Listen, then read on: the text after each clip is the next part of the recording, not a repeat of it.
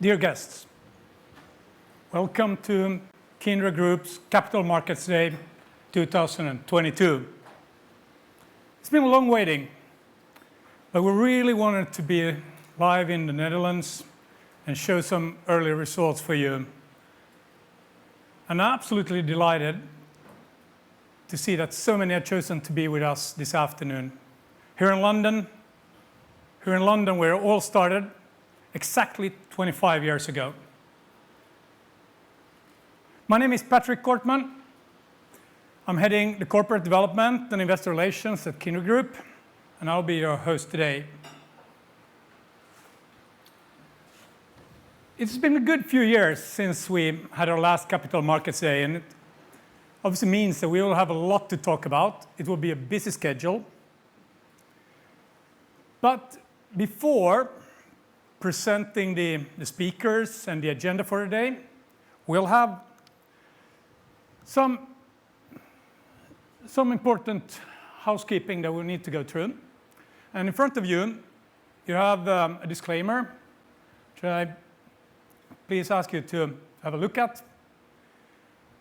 Now you've seen it, you read it, and we can move forward. We have the whole executive management team from Kindred here in the room today. And that's alongside several senior managers. We also have some non-executive directors in the room. And most of them will actually be on the stage during this afternoon. And you will also have a good opportunity to discuss with all of them during the breaks or after the event during the drinks.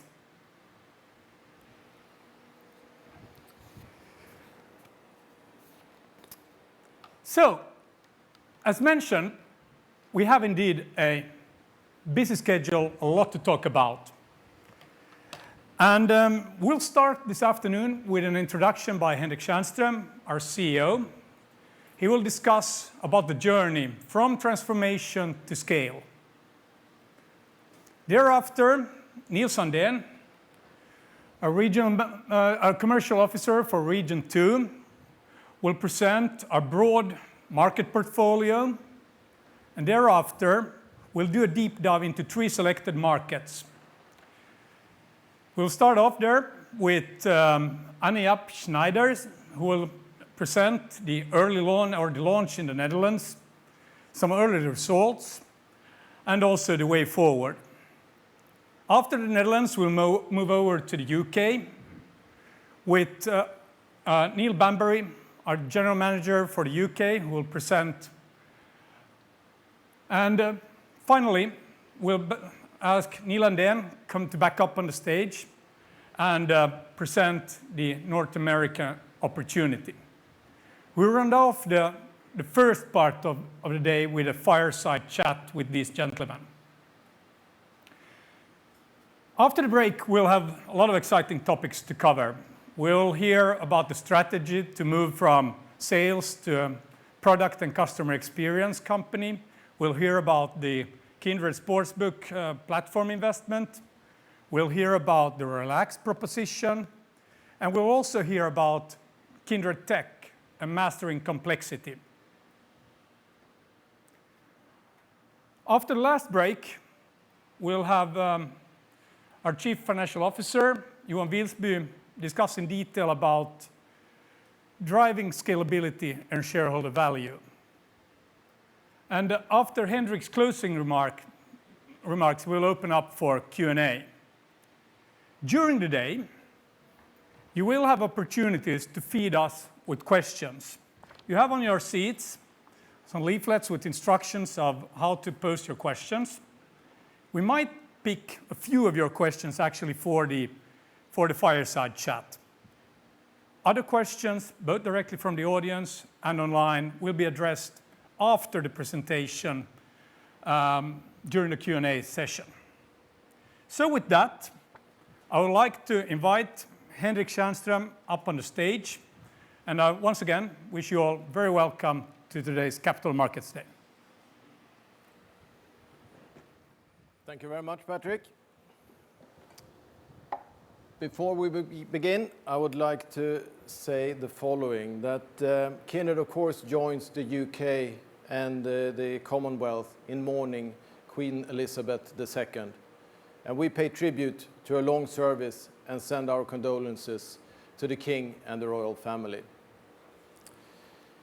As Patrick said, my name is Henrik Tjärnström. I'm the CEO of Kindred Group. We're really delighted to have you all here today and for us to be able to explain in more detail why Kindred is so well positioned to continue to outpace market growth and at the same time continue to deliver superior shareholder value. We will today walk you through a lot more detail on the core strategic initiatives that will create value over the coming years and will take our EBITDA margin back over 20% over the coming years.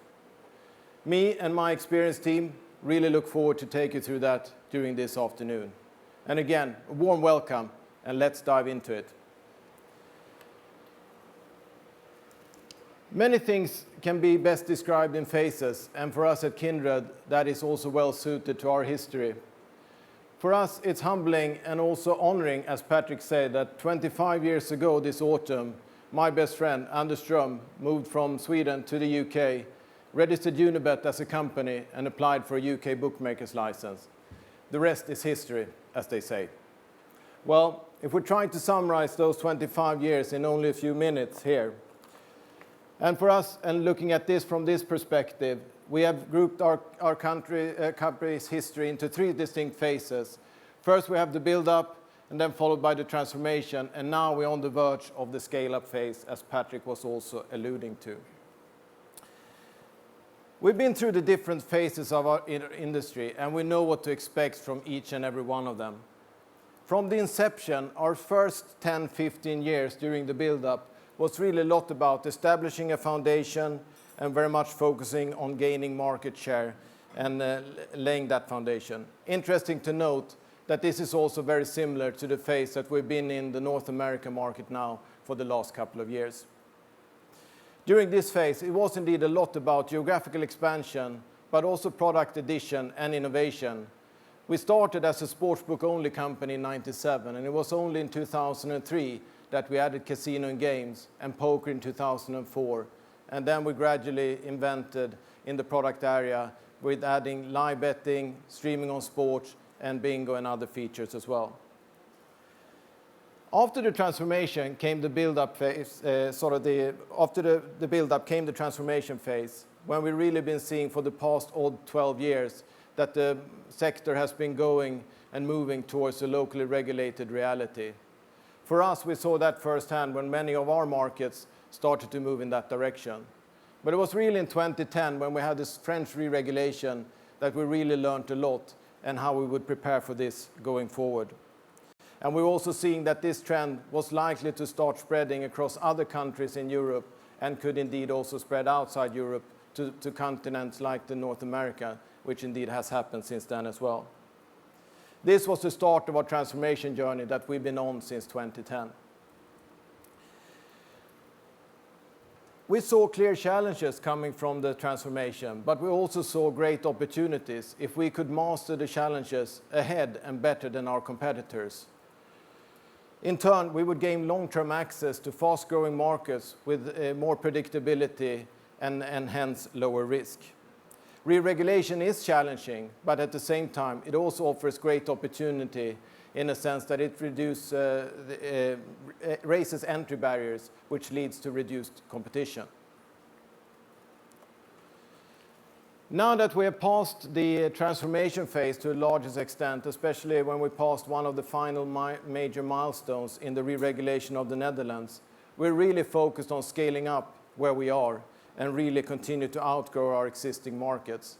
You will hear a lot more from Niels, Anejap, and Neil on that in their section. The margin pressure that's coming and inherent in the transformation puts greater focus on operational excellence. And to ensure profitable growth, we have Johan and Marcus that will talk a lot more about scalability and efficiency in their section. But to do this as well, we target unique products and content and customer experience. And here you will hear more from Simon, Ben, and Eric in their area. We know what it takes to be profitable in locally regulated markets. Sweden, UK, and Denmark are all recent examples of that. But Neil will talk much more about the UK and our success story there over the last couple of years. I'm sure you've seen this morning that we issued our press release introducing financial targets for 2025.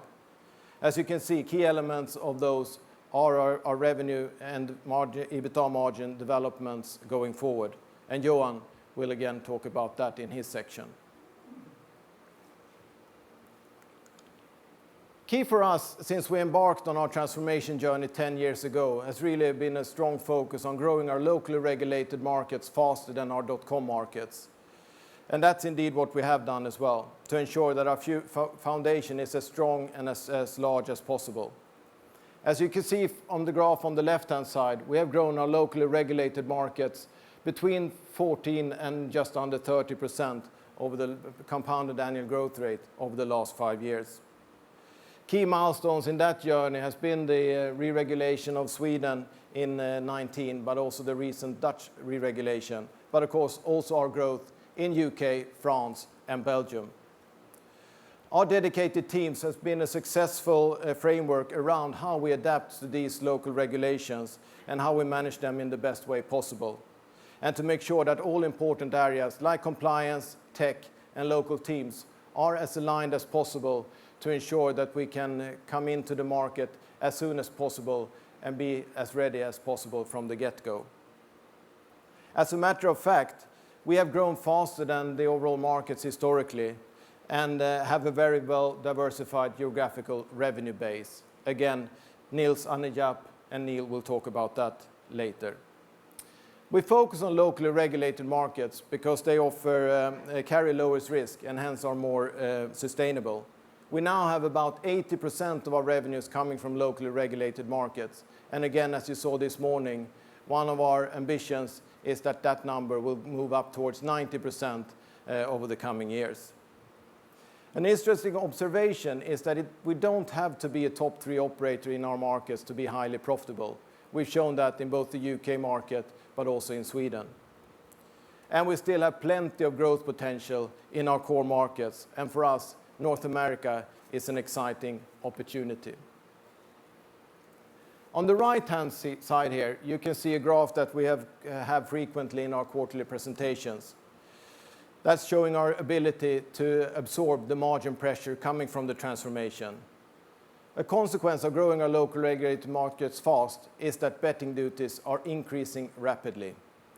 This has meant a material contribution to societies in betting duties alone. And as you can see on this graph, we're close to or just under £300 million in 2021 alone. And we have managed that well with a plan of cost efficiencies across our line items in our P&L. But this is also what we anticipated already back in 2010. We saw that if we wanted to transform the business from .com to .country, we needed to grow top line very fast and even faster than the betting duties so that we could create absorption ability and also keeping our other costs under strict control would really help us to deliver a relatively stable EBITDA margin that we've shown over the years. We naturally see a dip at times of larger markets going through re-regulation, but we also see a strong recovery like we showed in 2020. And this time now will be no different with the Netherlands. And this you will hear more from Anijap and Johan in their section. If we look at the macro trends and spend a few minutes on that in our sector, and that will in one way or another impact us as a business, both on a macro level but also on an industry level. Looking at our current environment from a wider lens, a macro perspective, I see a number of trends that will influence the direction we are taking as a company. Our sector has gradually become an integrated part of society, and that naturally leads to more attention, but also regulation. In our last Capital Markets Day that Patrick was alluding to, we talked a lot about our foray into automated data-driven decision-making based on big data and artificial intelligence. Of course, these are now underlying trends that permeates everything we do as a company. And you will hear more from that in the different areas in the afternoon. If we start looking at the digitalization, that transformation has been going on for decades, but it's really only in the last 5 to 10 years that it's fundamentally changed the way businesses operate, the way consumers behave, the way regulators engage, and the way policy formers act. Products and services are now more accessible than ever before, and borders don't exist in the same way, as a global service is literally only one tap away. Consumer demand has changed, expecting a highly personalized and instant offers. And for the customers of today, of course, speed is everything, and attention span is shorter than ever before. Trust has grown in importance, and they're also a lot more socially aware. If we look at globalization, it's really spreading, and where national has become international and now global, and we have the world at our fingertips. And that leads to greater understanding of other markets and cultures. As we've seen recently, economies, logistics, and productions are nowadays completely interlinked, and we all experienced that over the last couple of years and the challenges that brings.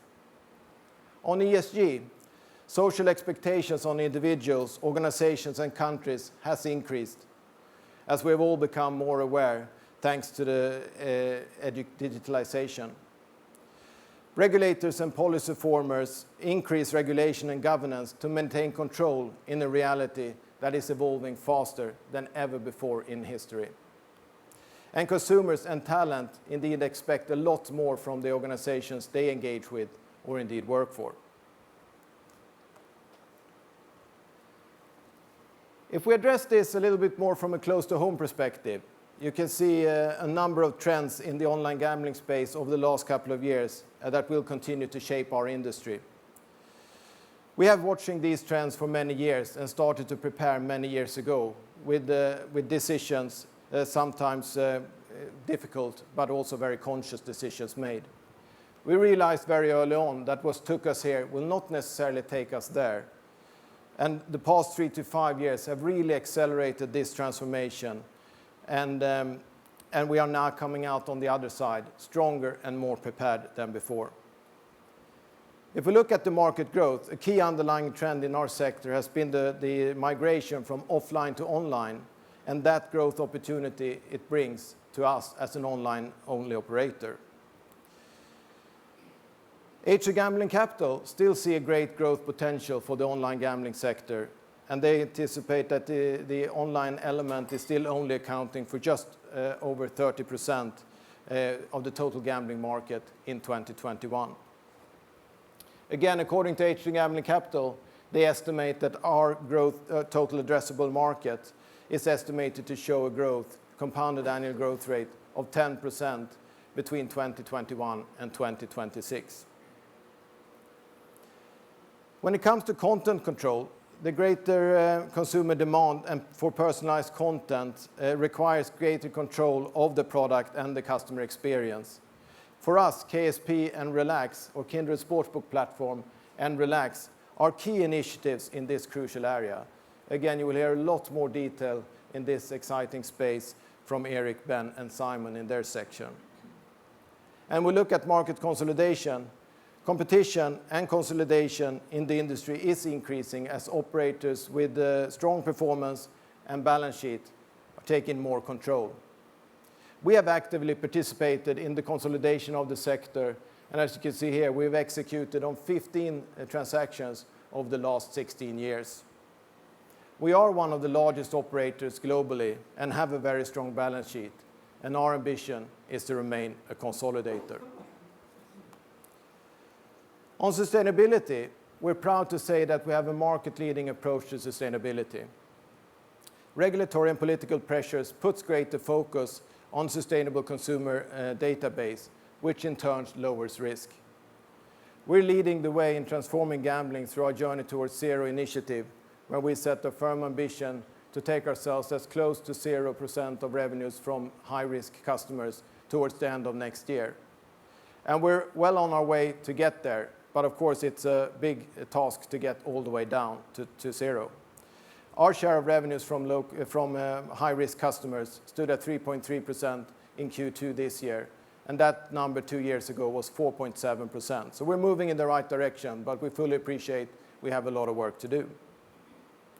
Our share of customers who is showing an improving behavior after detection in our own systems has been also increasing over the years, which is very positive, and that number now stood at 85% at the end of the second quarter.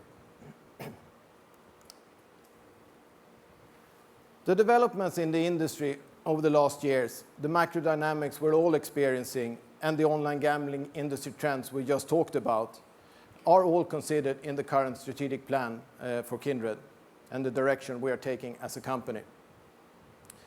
Our purpose is our North Star, and our strategic plan is underpinning our purpose to transform gambling by being a trusted source of entertainment that contributes positively to societies. This is a picture showing our current strategic plan that we've shown in recent quarterly presentations, but also we talk more about in much more detail on our corporate site.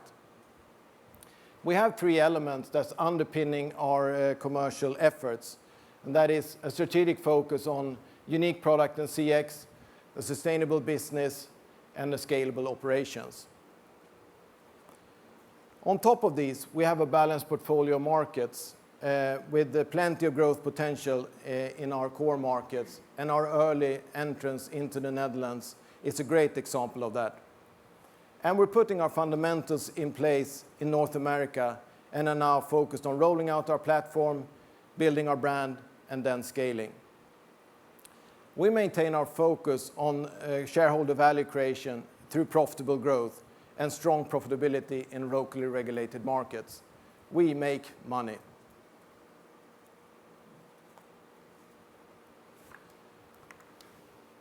You will hear a lot more detail on all these different initiatives during the afternoon, but the most important strategic priorities for us to drive value for the company and for you as shareholders over the next 5 years are the following.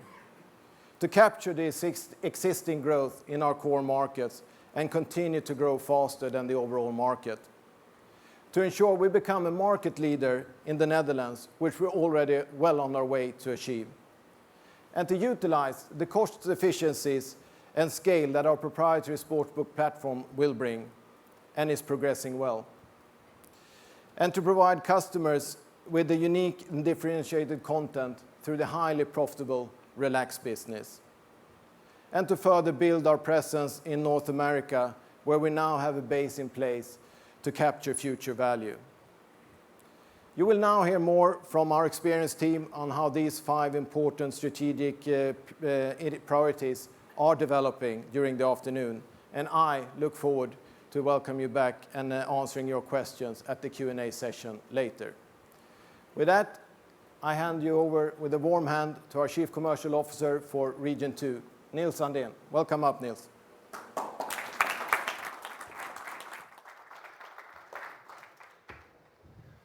Thank you very much, Henrik, and good afternoon, everyone. It's a real pleasure to be here. I'm here to set out why Kindred is in such a strong position in the gambling industry and why we are very confident that we can continue to outperform the market over the next couple of years. This confidence is based on 4 pillars. It's the resilience we get from the balanced market of portfolio. It's the sustainable and robustness of our underlying revenues. It's our relentless focus on profitable growth and our excellence in our underlying commercial operations. My name is Nils Andén. I joined Kindred for the first time in 2006 as employee 142 at the time. Worked in the commercial department at the end as CMO, and then left for 4 years. Worked in the fintech space for 2 years, and I was with Entain for 2 years before I came back to tackle some of the very exciting opportunities that Kindred has today. I'm going to start by giving you a deep dive on our brand and geographical footprint and why our relentless focus on profitable growth has paid off, and I believe will continue to pay off. We will then go into a deep dive, and I will have the assistance of Ania and Neil, my counterpart Chief Commercial Officer for Region 1, which is AJ, and Neil, our General Manager for the UK. That will give you a little bit more flavor how we actually operate in these markets and how the focus on customer management really pays off in the long run.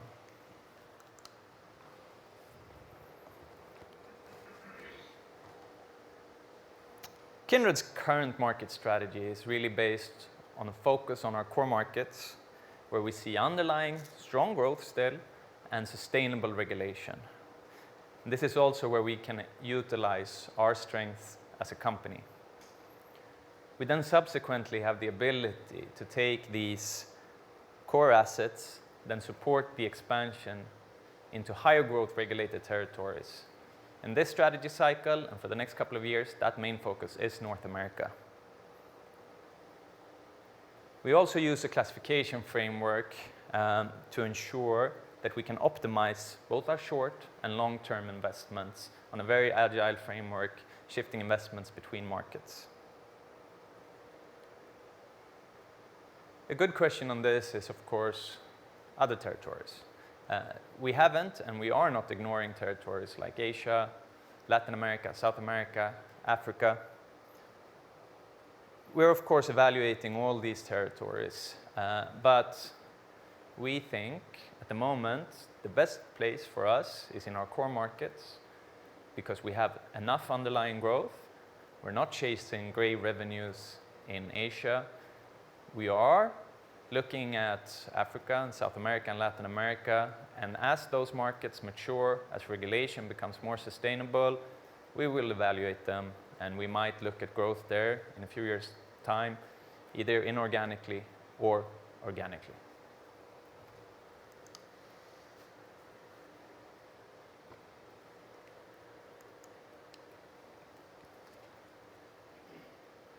We believe strongly in running one global sportsbook brand across all our markets.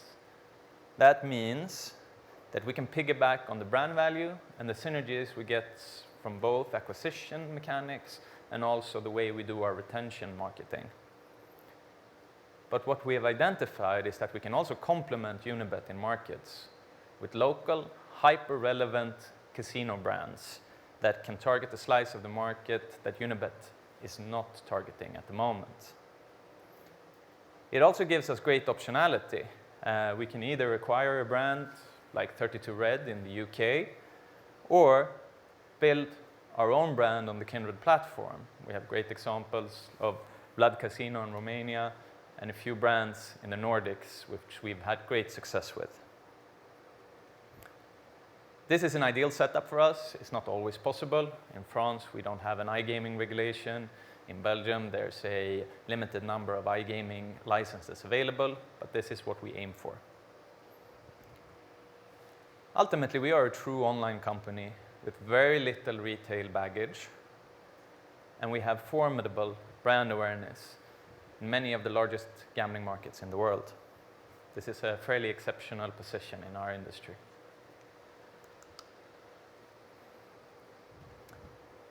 Kindred is the operator in our industry with the most robust and resilient revenue base.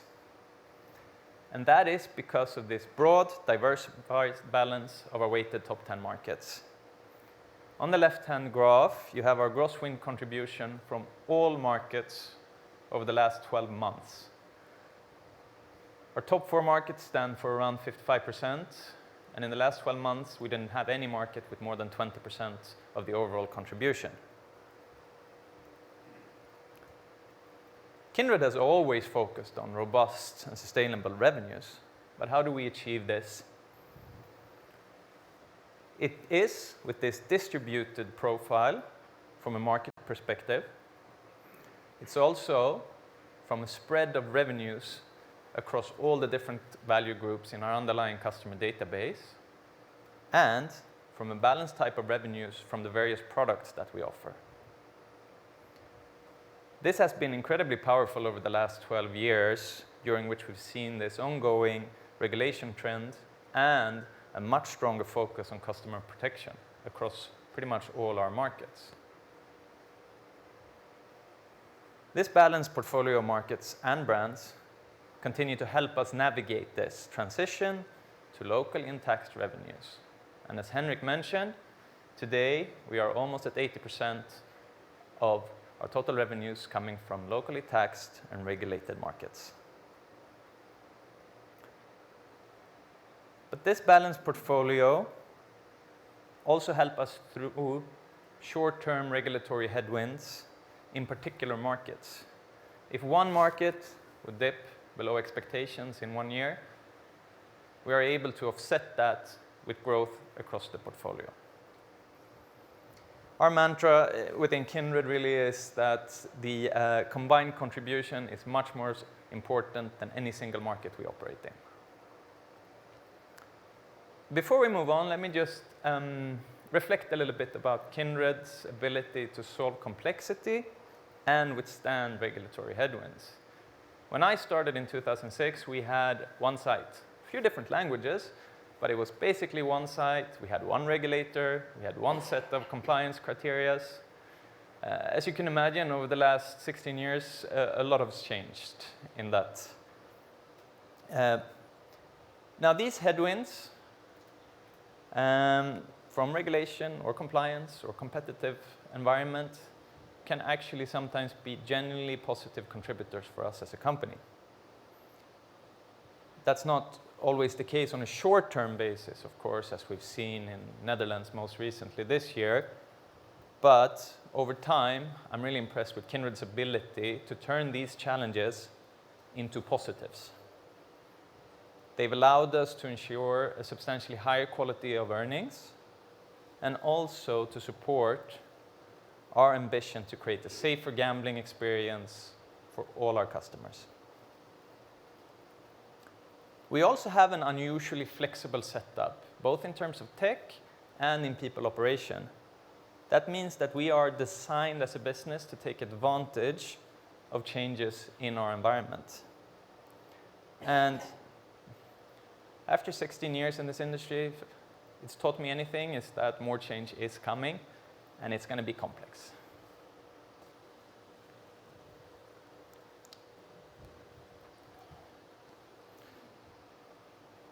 Where Kindred wins is really in our core markets. They are our bread and butter. As Henrik mentioned, we have over the last few years focused on our locally regulated market, and that has really driven our ability to outgrow the market. The last 5 years, we've outgrown the market by almost 4 percentage points. And we see this continuing over the next 5 years. We're expecting a fairly strong underlying growth in our core markets of around 7% on a compounded annual level. And our ambition is, of course, to continue to outpace the market. And remember, we've been doing this every year for the last 5 years. It's business as usual for us. And the killer combination of having a strong underlying market growth and our ability to outgrow the market means we have significant room for market share gains over the coming 5 years.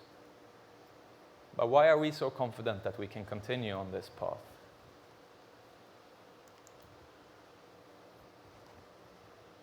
There are, of course, substantially more ingredients in Kindred's recipe for success than 3, but we just want to call out a few.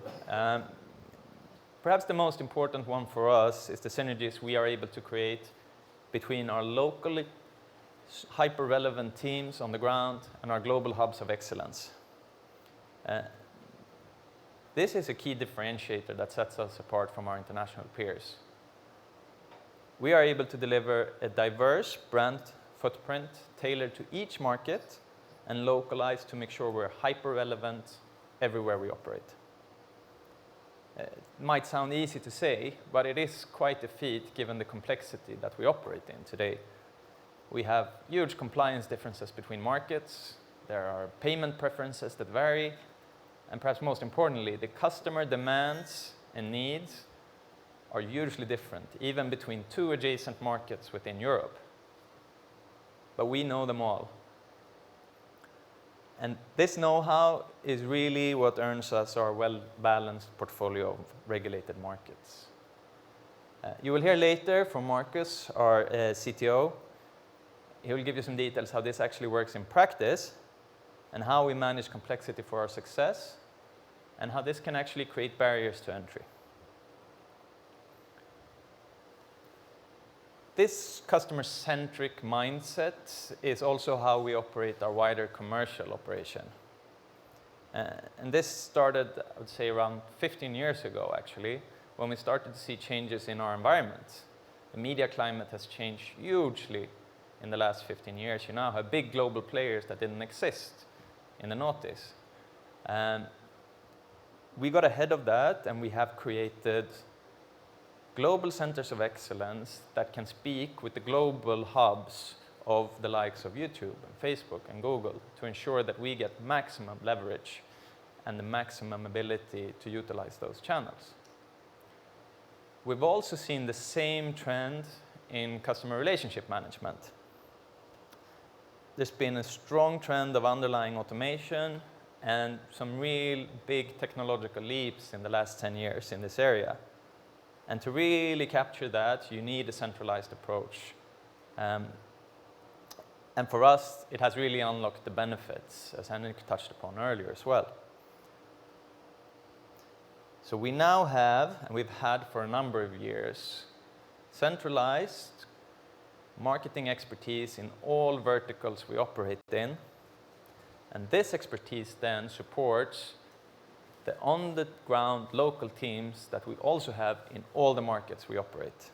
The global provides the best practice, and the local ensures regional execution and relevance. We've proved that this is the best way to optimize both resource allocation, but also the return on investment on your marketing spend. This, combined with our dedicated performance management function, that drives the wider econometric modeling on return on investment and a very agile allocation between markets in how we invest our money based on payback on a quarterly basis. But this is all well and good, right? But what is the real implication of this? For us, it's basically two things that matters. It's our ability to outgrow the market, but also profitable growth in those markets. Let me illustrate.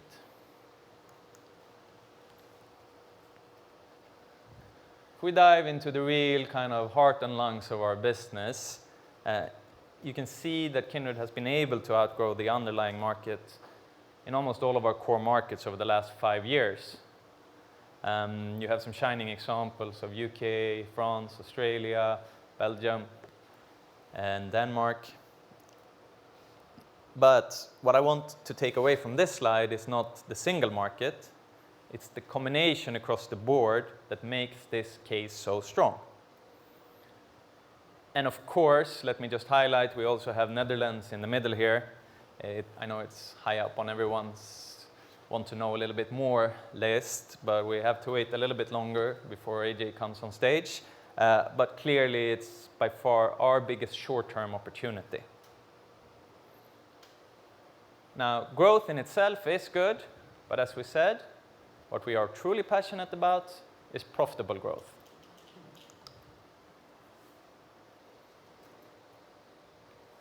And you can see our focus on profitable growth when you look at our individual core markets. We deliver positive gross contribution from all our core markets. And as we've seen on the previous slide, we outpace the underlying market growth in most of them. The variance in gross contribution, as you have on the bottom axis, is of course dependent on underlying taxation, regulation, or competitive climate. But as Henrik pointed out, it's also interesting to see that in markets where we are a top 10 operator, not a top 5, we're still able to deliver strong gross contribution margin for the company. You have the UK and Australia as very good examples of this. We like to think that this is really the outcome of the work that I tried to illustrate on the previous slides. The operational excellence from 25 years in this industry, the very careful econometric modeling we do to ensure we get better return on our marketing spend than our competitors, and the overall focus on sustainable revenue. Okay, it's time to take a peek into under the bonnet of the Kindred car, which is of course a Volvo. It's well designed, it's electric and extremely safe. As Henrik mentioned, AJ will give you a deep dive on the Netherlands re-entry. Neil will then lay out how we managed to operate and succeed in arguably the most competitive and complex market in the world. And then I will come back and talk about North America, the great long-term opportunity, and our approach to it. But before that, before I hand over the word to AJ, Kindred is back in Netherlands, right? And this is what it looks like. Wat een magische avond. Ze zijn er allemaal. Amir, het ijskonijn Kadiri. En Remco Kuiper, Mr. Valencia. Wat een spelers zijn dat toch. Kijk daar, Leo met zijn fluwelen linkervinger. Iedereen is er weer. Pak een bal en ga lekker spelen. Registreer je ook op unibet.nl. Want een beetje spelen speelt maar bij één club. Unibet.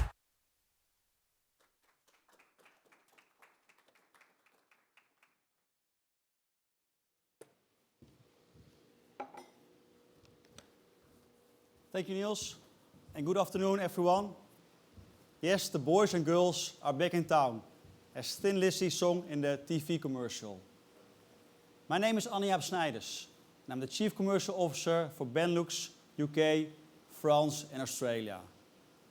I've been hired 14 years ago as a country manager for the Netherlands, so you can't say we were not prepared.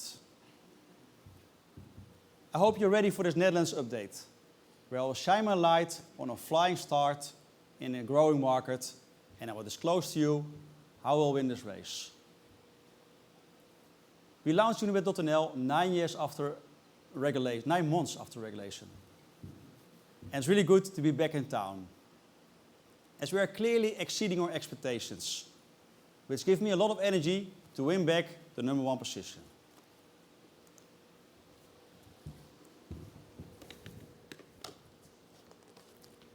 And yes, we had a flying start, as a real Flying Dutchman. As it all started with our license, which we received early compared to the other international operators who are still awaiting or just received their license. And it has been a great couple of months since we received the green light. We see a clear path back to a leadership position, where we've beaten all our projections, where we see a higher than expected level of actors, a high conversion rate, confirming the smooth registration process, satisfied customers, and a rapid growth in our daily average revenues. And this is supported by several factors, where we reached already the number 2 position in brand awareness. We are the number 1 in betting and the number 2 in casino in the Apple Store. We see a promising intake of new customers coming in, and already a positive EBITDA contribution in July and August.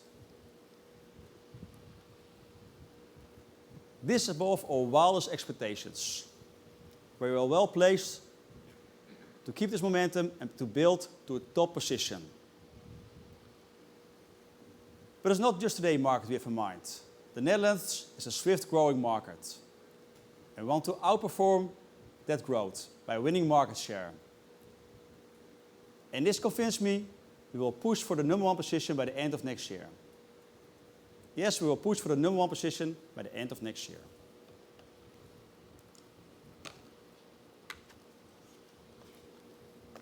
Today, the Netherlands is a young and growing gambling market. According to H2 Gambling Capital, the market will grow to 1.7 billion in pounds. The online penetration is pretty low, especially compared with other markets like in the Nordics or in England. And this is a growth opportunity in 3 areas: the number of gamblers, the amount they gamble, and the shift to online gambling as said. And if we were launching as a global brand, I would be optimistic. But given our local expertise and the Dutch really like our product, I'm assured we'll raise the bar. and especially with Unibet being the synonym for online betting in the Netherlands.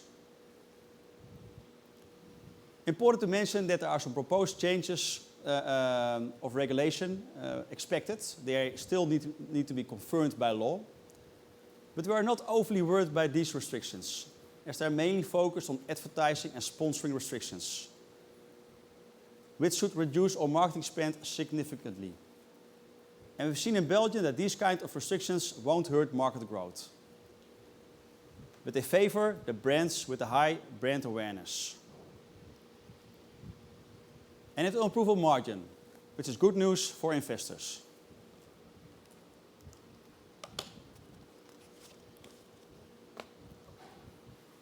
And yes, our strong brand awareness has given us a head start. The last quarterly report from NEPA, a research agency in consumer insights, shows we are at the second position in brand awareness among gamblers. And Google brand share of search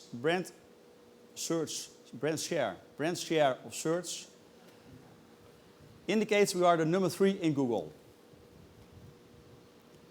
Next to this, we see high quality customers coming in. They like our site. Customers are our fans. We have been flooded by messages on social media when we had to go offline. They even have been sending us Christmas cards and congratulations when we got the license. The majority sentiment is that they've been trying out all the sites the first months of regulation, but now they're signing up at Unibet. And we're loading this brand awareness with credibility, as we're establishing our role as a trustworthy and responsible gambling operator in the Netherlands. I'm very proud about the so-called Unibet Impact campaign that has been welcomed by football clubs and stakeholders in the Dutch gambling industry. Unibet Impact is a unique program based on cooperations with partners in the top and amateur sports. It's committed to educate about responsible gambling, prevention of match fixing, and initiatives for supporters, where we earmark in every sponsor agreement a double-digit percentage to these elements. For instance, in the agreement we have with Ajax, we focus on responsible gambling in relation to mental health. And on grassroots football, we have awarded 300 football teams with brand new kits.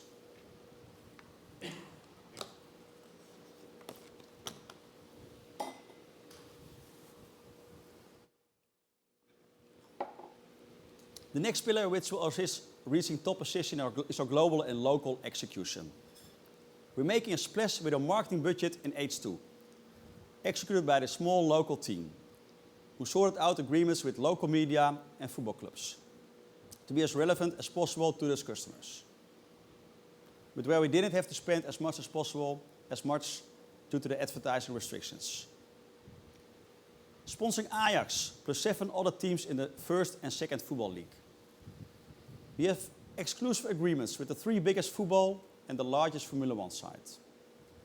Where football is the #1 sport in the Netherlands, but the interest in Formula 1 has been exploded due to Max Verstappen becoming world champion. Sorry for the Hamilton fans over here. And as Kindred, we are executing the spend in a targeted and smart way. We don't want to land grab. We focus on high-value customers. As our campaign message is, if you know the game, you play at only one club, at Unibet. Where the local team is small, but they have the global backup from the global marketing department, led by our Chief Marketing Officer, Ellen Barber. And they're taking care of direct marketing, search, affiliates, and bonus efficiencies. This to sort our scalability, so we're maximizing our return on investment by using global power with a local twist.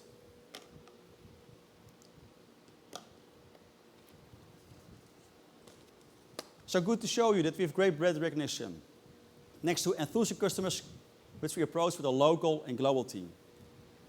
But beside this, in simple terms, we just have the best product.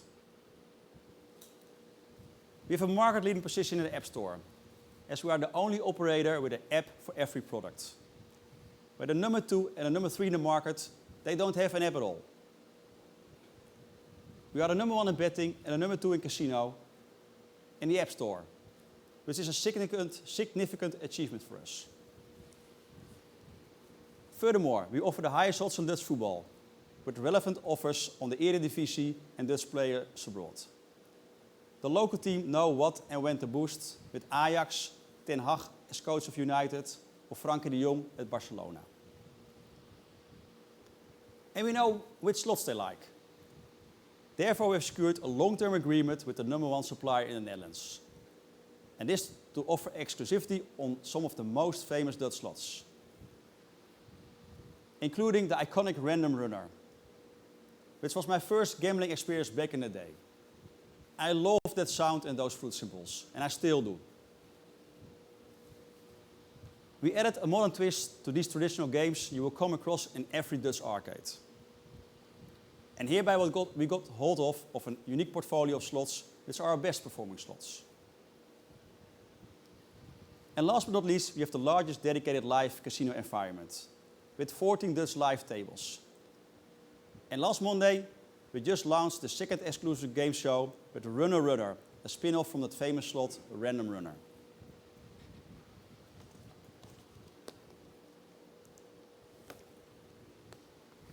So let me sum up. It's an exciting time. We see a strong ramp up of our Dutch business. It's really good that the boys and girls are back in town for us, and we are ready to win. The flying start showed that we have been well prepared, and is confirmed by our market-leading position in the App Store and the pace of new customers coming in. It should be really possible to become number 3 in Q4. And we have a lot to look forward to. A busy sports calendar is coming up. The Champions League has started again. Yesterday, Liverpool versus Ajax, and we saw more than 3,000 new customers coming in. And in 2 months' time, the World Cup.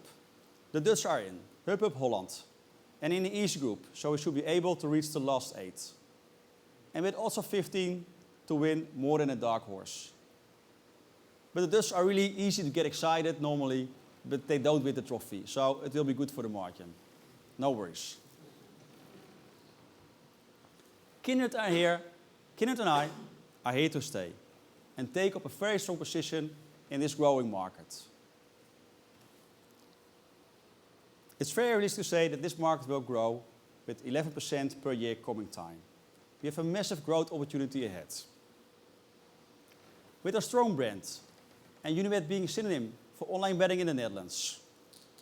And in simple terms, we just have the best product. We are on pole position to push for #1 by the end of next year.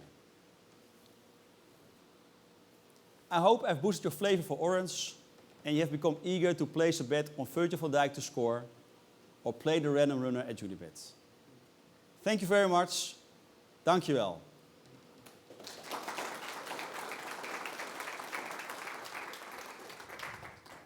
And we go over to Neil Banbury, my UK General Manager, who says English as I'm Dutch. Neil, the floor is yours.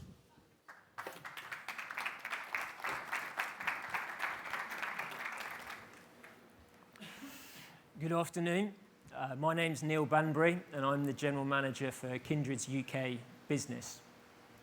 I've been with the group for 12 years now, and have had the opportunity to work across a number of areas, including finance, strategy, and now the commercial team, where for the last 5 years I've been responsible for our UK business. I feel really proud to stand here today with an opportunity to share just how successful our efforts have been in the UK, the market that was Kindred's biggest in the first half of this year. But why do we think that you should be interested to hear about the UK?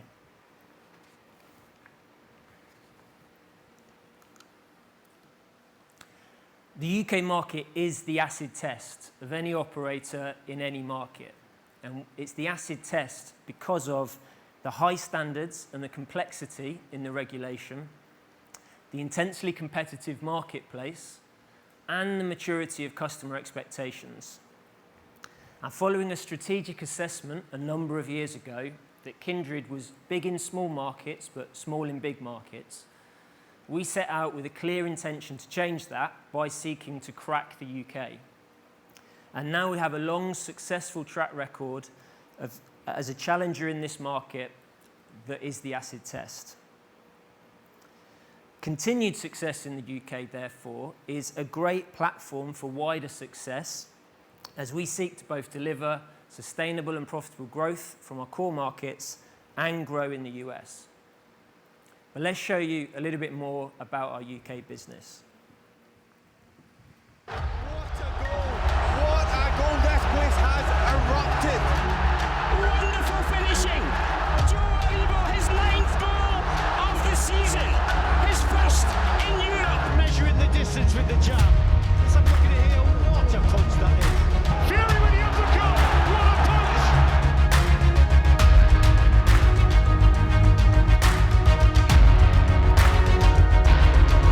And it's Montague who takes the Unibet London Mile final.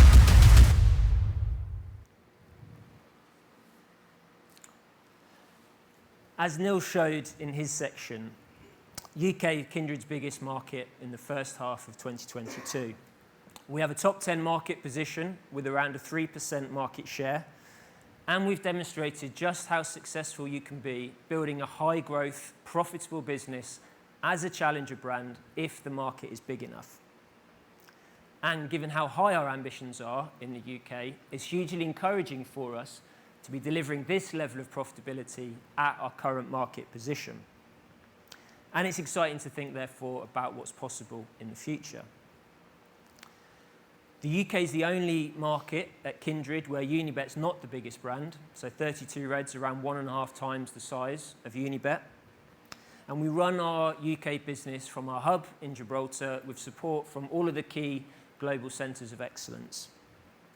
So let's look closer now at the journey to get to where we are now.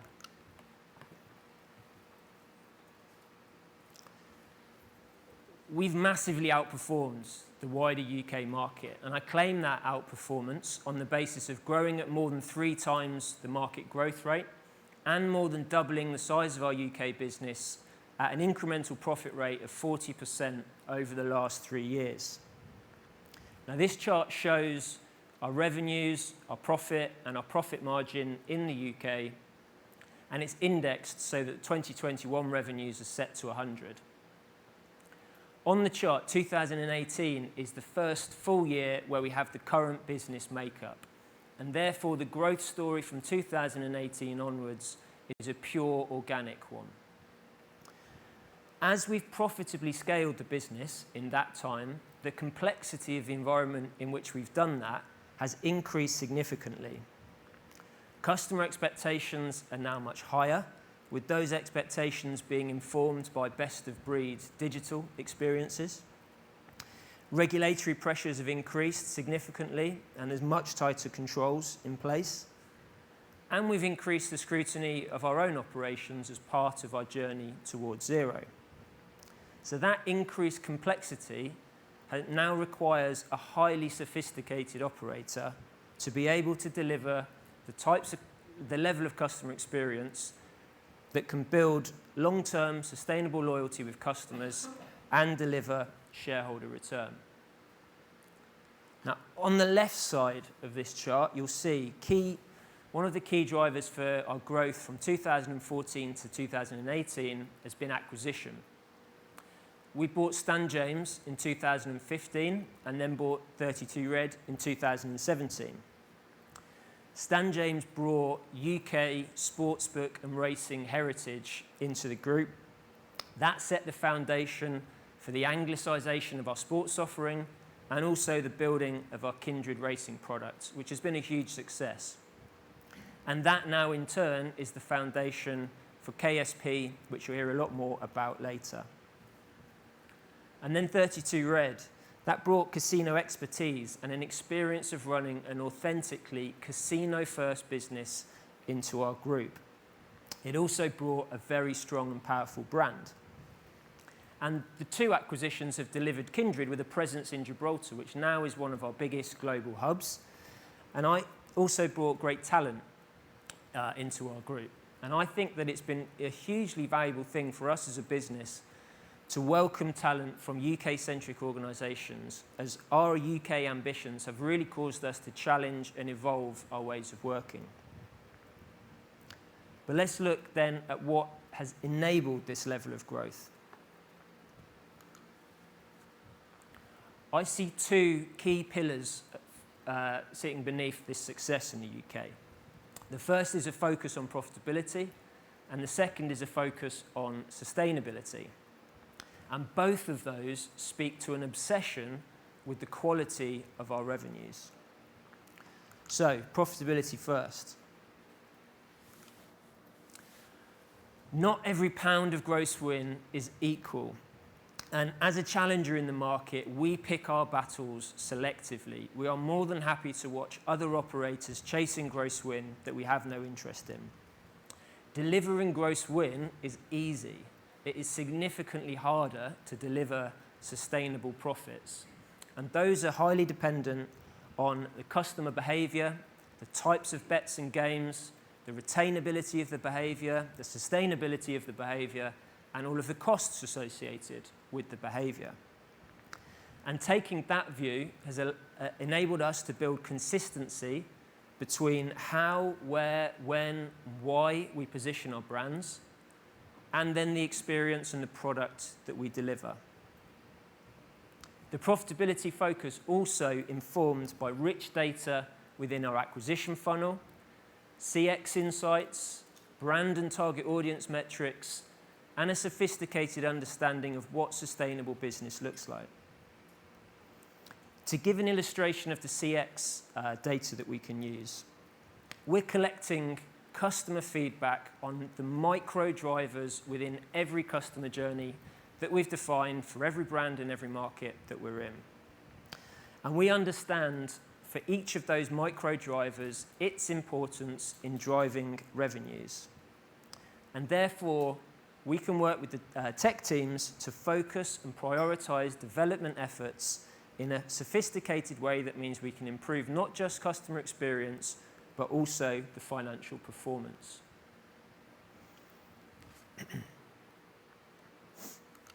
So to show the outcome of that kind of focus, two charts on this slide. The one on the left shows indexed growth in blue of the volume of new customers joining our brands between 2018 to 2021.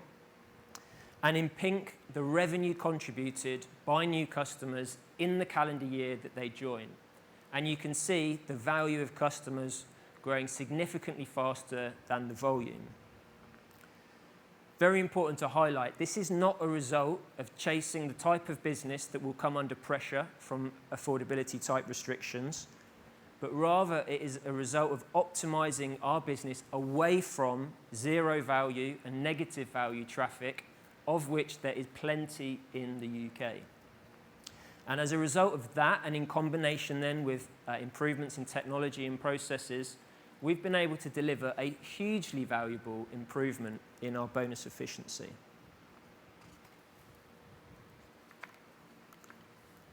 So sustainability. For us, and within commercial, a focus on sustainability has to be about everything that we do. And we need to take that holistic type approach, given the complexity of the environment and given how dynamically things are changing. We have our journey towards zero, and that has increased our own scrutiny on our operations and the way that we do things. We also welcome the opportunity to strengthen the licensed environment in the UK as part of the white paper process. We've engaged constructively in that process and will continue to do so. And although we continue to await the content of the white paper, we have been building out our business rules and our processes in a way that we view as sustainable, but also consistent with the likely direction of travel. And in addition, we remain humble in respect of the expectations that the Gambling Commission has of UK licensed operators. And through dialogue with the regulator as part of ongoing license reviews, we continue to evolve the day-to-day work and our processes to ensure that we discharge our license obligations in a way that meets the regulator's expectations.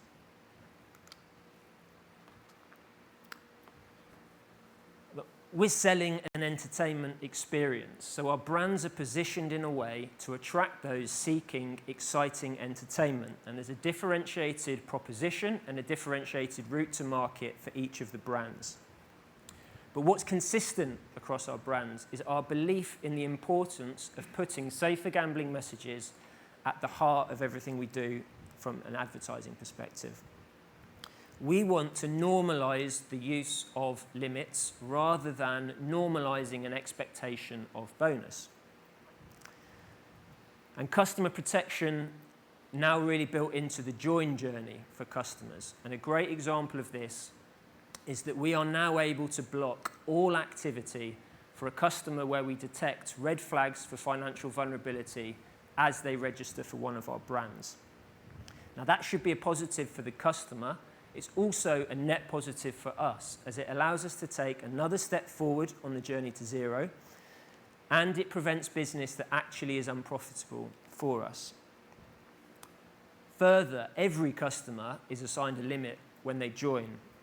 Customers can choose to lower those limits through the use of our voluntary tools, or they can provide further information about themselves and ask to increase the limits.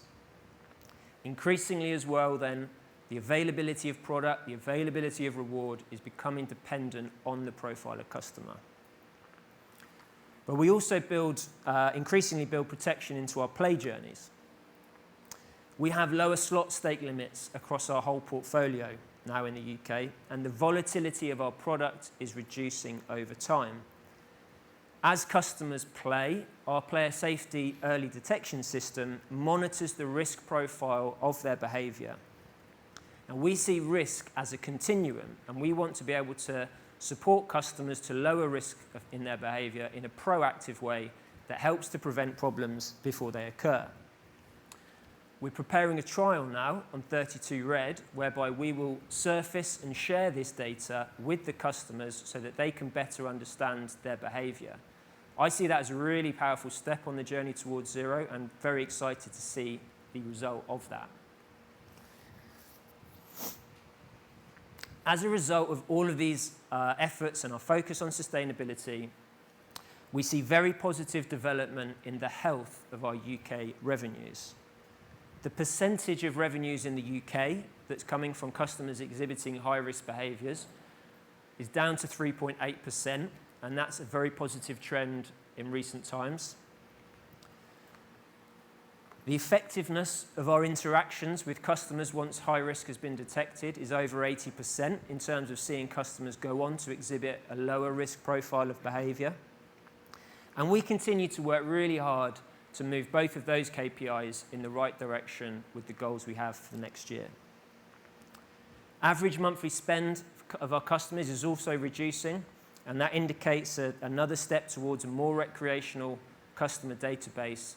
And we see this as a real positive as we get fit for purpose for the new reality and build very strong foundations to capture the future opportunity.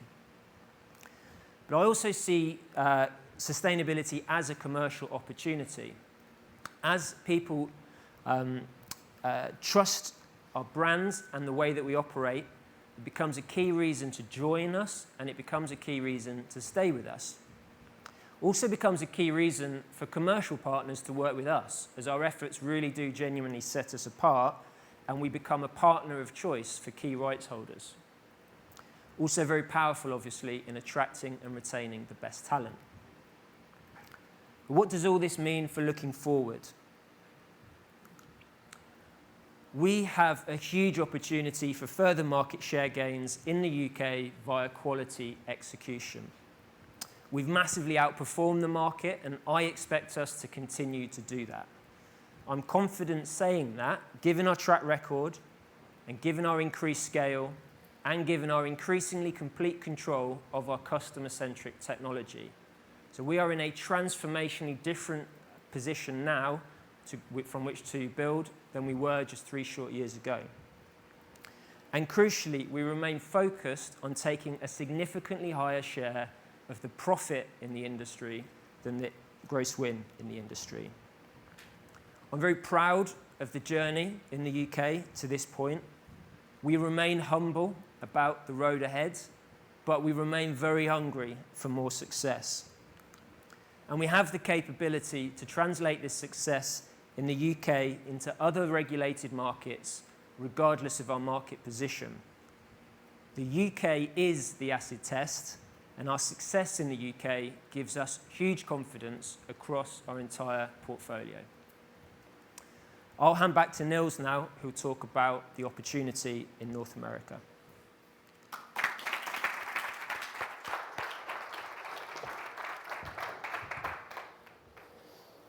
Thank you, Neil. Really interesting to hear. So, the great frontier that is North America. Soon to be the largest online gambling market in the world. It's already the fastest growing regulated market in the world, with an expected annual growth rate of 32% per year over the next 5 years. Kindred is currently live in 7 markets, 6 states and 1 province in North America, and we've secured market access for 3 more. We have Ohio, Illinois, and California on the roadmap. Already today, the markets we're in have an addressable market size of north of £6 billion. But for Kindred, success in North America is really about long-term success. It's about winning a marathon rather than sprinting very fast in the beginning and failing to finish. We are building for a sustainable market that, to be honest, has not been in North America yet, but is coming.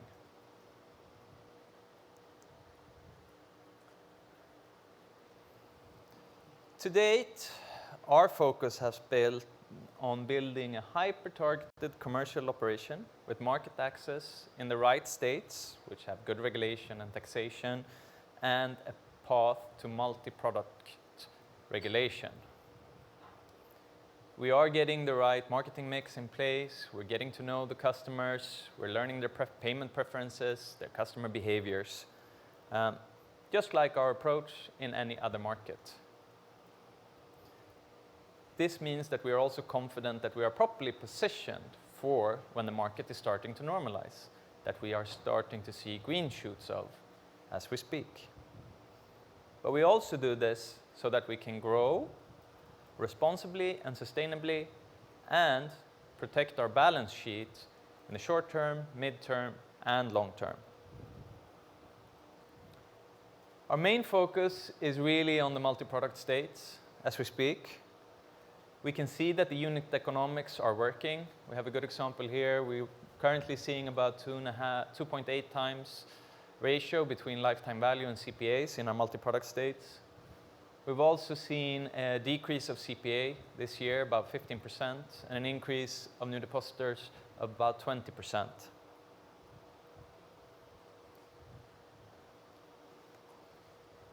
Hence, that's where we're focusing the majority of our resource as we see a faster path to profitability in these states.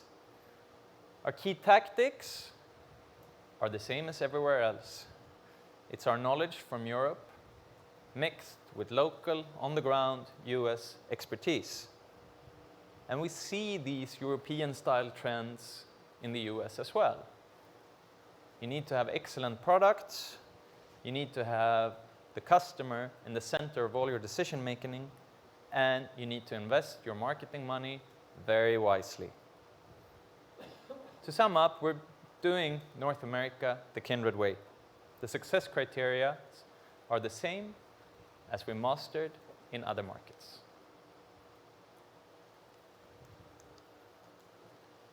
If we look ahead, we believe we know what's going to work in North America. We have a considered strategic and, we would say, a differentiated approach. It will both pay off in the long run and protect us in the short term. But have no doubt, we are ambitious. We're going to be a top 10 operator in North America. We're just outside of that to date in the states we operate in. But we're being incredibly careful and targeted to which states or provinces we enter, and at the same time very discerning with our investments and operational setup. We're aiming for a mid-single-digit market share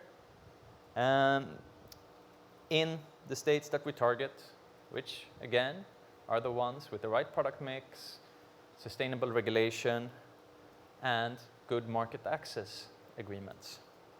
And as we've proven, and as Neil touched upon, a top 10 position is more than enough in a large market to deliver strong gross contribution to the rest of the group.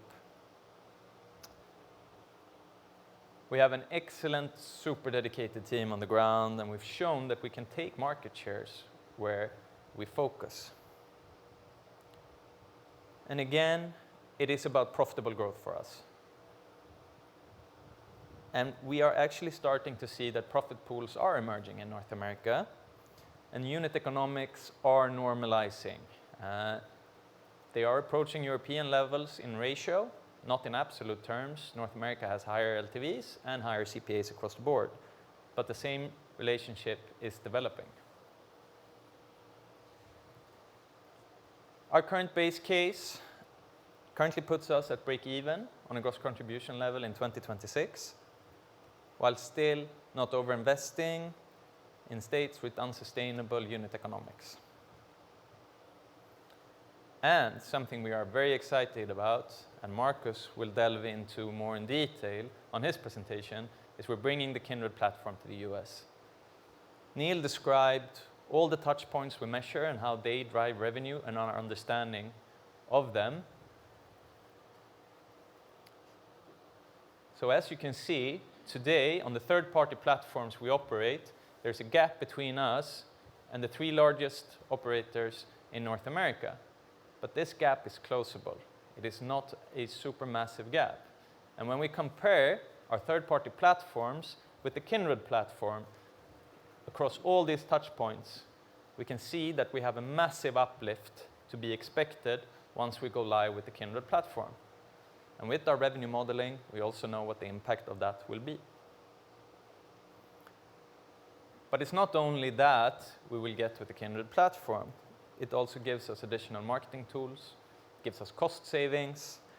It allows us to manage our customers much more intelligently than we're able today. Basically, all the benefits of the millions of man-hours that's gone into the Kindred platform that makes it the best in business today.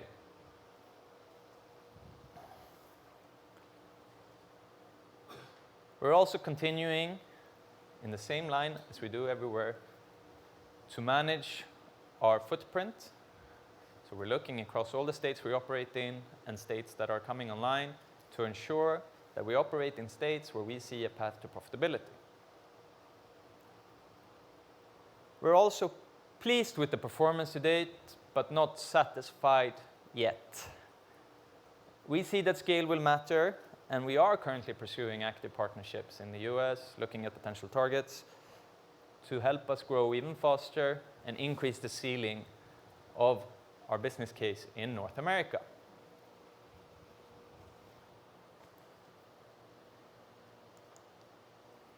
With that, I want to thank you for your time and attention so far. This has been the commercial run-through. But I just want to reiterate and leave you with these 4 main points, which I hope we've been able to show throughout the presentation today, and why we are so confident that we can continue to outgrow the market over the next 5 years. It's the resilience Kindred has from our balanced footprints of market. It's the robustness and sustainability of our revenues. It's our relentless focus on profitable growth and our excellence in commercial operations. With that, thank you. We're now going to hand over to Patrick to have a short little fireside Q&A with me and AJ and Neil. But thank you again for your time and attention.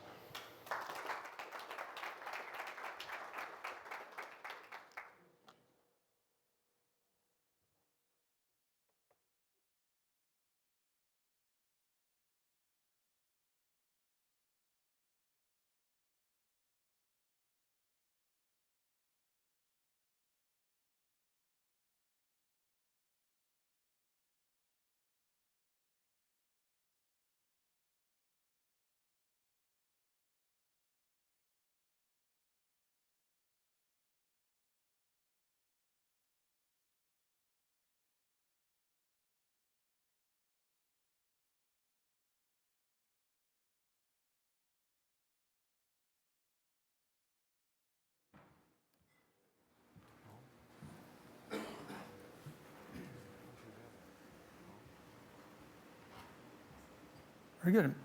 Thank you. So we'll continue with a discussion here with Niels and AJ around the market and the commercial aspects. And I would like to take the first question with Neil around the UK. You have stated that the Q2 revenues were impacted negatively by 12 million due to the stringent affordability measures, and it was also guided that further negative impact will be expected in the coming quarters.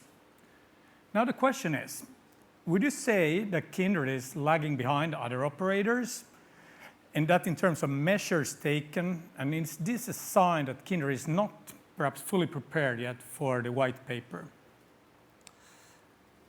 So obviously there's been a lot of speculation about the timing and the content of the white paper. We obviously have had changes in recent weeks at number 10 and at DCMS, so we look forward to engaging with the new teams. It's been a long process, long white paper process so far. We've participated within that and had conversations with government and broader stakeholders as well. And we, as I said in the presentation, remain fully supportive of efforts to strengthen the licensed environment in the UK. I also showed in the presentation that we have introduced significant controls into our business where we have now blocks and limits for everyone, blocks for high risk and limits for everyone else built into the join journey. We have an affordability framework in place where we're limiting customer spend on a monthly basis and on a total basis. And we've taken steps, like I illustrated, around slot stake limits and the volatility of our product. So I don't see any other operators making more comprehensive changes than we have. So I would say that we are at the forefront or towards the front of that curve. But obviously we continue to await what is actually in the white paper. I think that it's fair to say there will be continuing consultation once the white paper comes out. But we've been building what we see as a sustainable business model that should be consistent with the trajectory of travel. Thank you. And I'd like to continue with one additional question around the UK. And it was mentioned in the Q2 2022 report that both our brands or both licenses in the UK are currently under license review. Could you please elaborate on the reasons behind these reviews and also the expected outcome? Yes, so the review process is an ongoing one. We respect the review process, and so I'm not going to speculate or predict the outcome of that. The regulator had a targeted assessment for us in 2021, and we've fully accepted their findings as part of that assessment, and we've built out a robust plan to change a lot of the logic that's in our processes and the ways that we work. And that is a plan that is that has board oversight within Kindred. So that's the level of governance that's involved in responding to the regulator. We expect that the regulator will want to look again at the way that we're working, but we've obviously, as I said in the presentation, we've worked very hard to be able to be in a position whereby we'll be meeting their expectations. But I think also really important to highlight that we fully support the goal of getting to a position whereby the UK market is seen as fully sustainable, and we play our role as a compliant operator in that.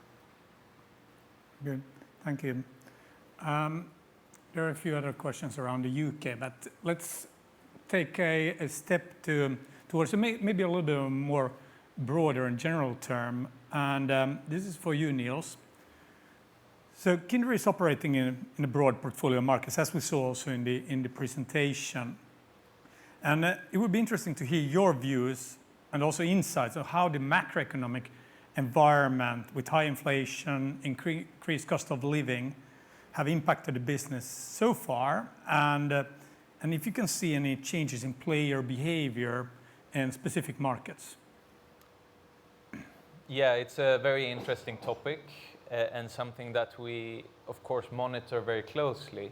The simple answer is, as of yet, we haven't seen any real change in customer behavior, neither in spend levels or underlying player patterns. We also have data from previous turbulent macroeconomic times where we haven't really seen any material change in the underlying customer behaviors. We're of course always monitoring this to ensure that if we see a material change, we act accordingly. But I think it's also interesting to take a step back, and we have over the last years also seen a decrease in the average spend level as we move towards more recreational players, which we think will make us even more resilient in this time.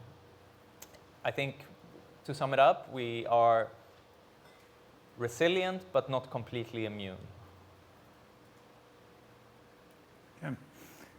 Okay.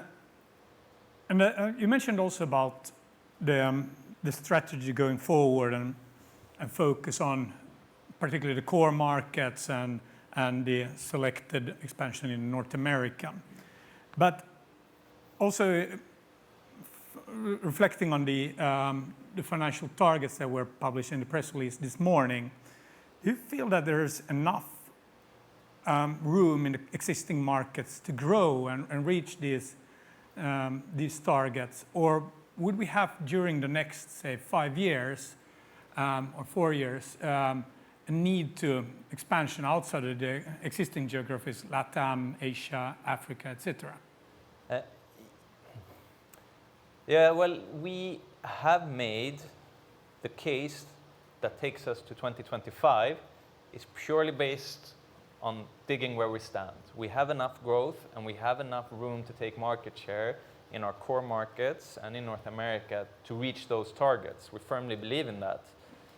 We of course monitor, as I mentioned, all regulated territories across the globe to see if they are maturing quicker than we expected or if there's interesting targets that we could look at.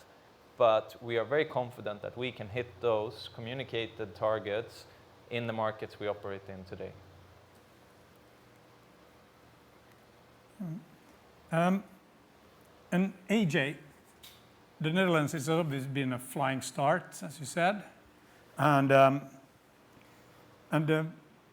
you also mentioned that currently you're one of the only international operators live in the market, and there we could potentially expect some additional ones coming in shortly or in the near future. Are you concerned about this at all? And how will this, when potentially someone additional coming in, how would that impact your ability to grow the business from where we are now and continue to take market share and actually taking that number one spot that you were targeting for? Long question, Patrick. So, yeah. Sorry. No, I think we stick, for sure, we stick to a steady course. As said during my presentations, we have a great brand awareness, the local and global execution, and a very strong product. And we sorted out quite some exclusive agreements with media, football clubs, with the slots. So, and then we have advertising restrictions coming up. So I think it will be very difficult for new entries to make a difference. So we fully believe to push for the number one position end of next year with or without new entries. Okay. And also, and about the marketing restrictions referring to, so HU Gambling Capital, they obviously assume 11% annual growth over the next between 21 and 26. With the marketing restrictions, do you think that will have a negative impact on the forecasted growth by HU Gambling Capital? No, I don't think so. Of course, it's really important that there will still be some advertising, so we keep the channelization, which is quite high at the moment. But digital advertising will be allowed, and sponsoring will only be restricted in 2025, and still they need to be proposed by law. And like I said, as we've seen as well in Belgium, I don't see that it will hurt market growth. Thank you. I would then move. We have a couple of questions on the US. So I think you mentioned in the presentation about satisfied or, and that was actually a question. Are you satisfied where we are in North America at the moment? And if you look at it in a few years out, what would you categorize as a success? I think we are pleased but not yet satisfied, if I would sum it up. It's been 2 tough years when we have seen an absolute explosion in terms of marketing wars and sort of incentive level wars. So if I look back, we have not seen the top line growth that we had expected 2 years ago, but we haven't invested the amount of money that we expected either, because there was no rational way to claim that we would get payback on that. So if I look forward, as we see these green shoots of normalization in the market, for me, success is we have a highly profitable business in 26, and we see growth along the route there while we are closing the loss gap, and manage to do this without incurring any above guidance losses. That's what I would see as success for us. And we continue to do it the Kindred way. Profitable growth, managed growth along the route. That's what I would call success. And and then another leading into my next question. And you stated that the current focus is on multi-product states. And but out of the 7 states and 6 states and 1 province, 4 of those are actually sports only. So what's your plans with the sports only states now in mid to longer term? No, I think that's a highly relevant question. And as I mentioned, we have chosen our state footprint on analysis where we think that we will see further legislation coming online in multi-product. That's also where we can see that we have a good path to profitability, a quicker one, which means that in the meantime, we are making sure we have the right operational setup. We manage our investments in the sportsbook only states where unit economics are not as attractive as they are in the multi-product states, so that we are ready to fully reap the benefits of further product legislation as it comes online.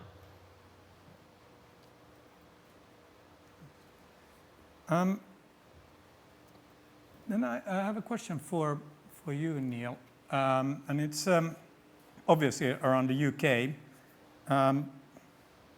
So you say that you have 3% market share approximately at the moment, and obviously you have outgrown the market by several X over the last couple of years. But if you look now a little bit further ahead, what are your future ambitions and what can we expect with regards to the growth trajectory? Yes, so we, as I showed, we have had an amazingly positive trajectory to where we are at present. We have been taking market share, and my expectation is that we will continue to do that. Clearly, at present, the market and the industry in the UK is changing significantly, and I talked a little bit about some of the changes that we've made to the service we offer customers and the results of that. So we've been careful with our financial projections for moving forward, but that is fully built in to the group's longer term forecast that obviously have been shared today as well. So the ambitions and the desire in the UK is to evolve our business to be very well positioned for the long-term opportunity, which we still see as significant, and clearly to continue to respond to the conditions and the rules in a way that allows us to outperform the market, keep taking market share, and we speak all the time about really wanting to optimize the business so that we can take a much higher share of the industry profit than the industry gross win, and we continue to do that.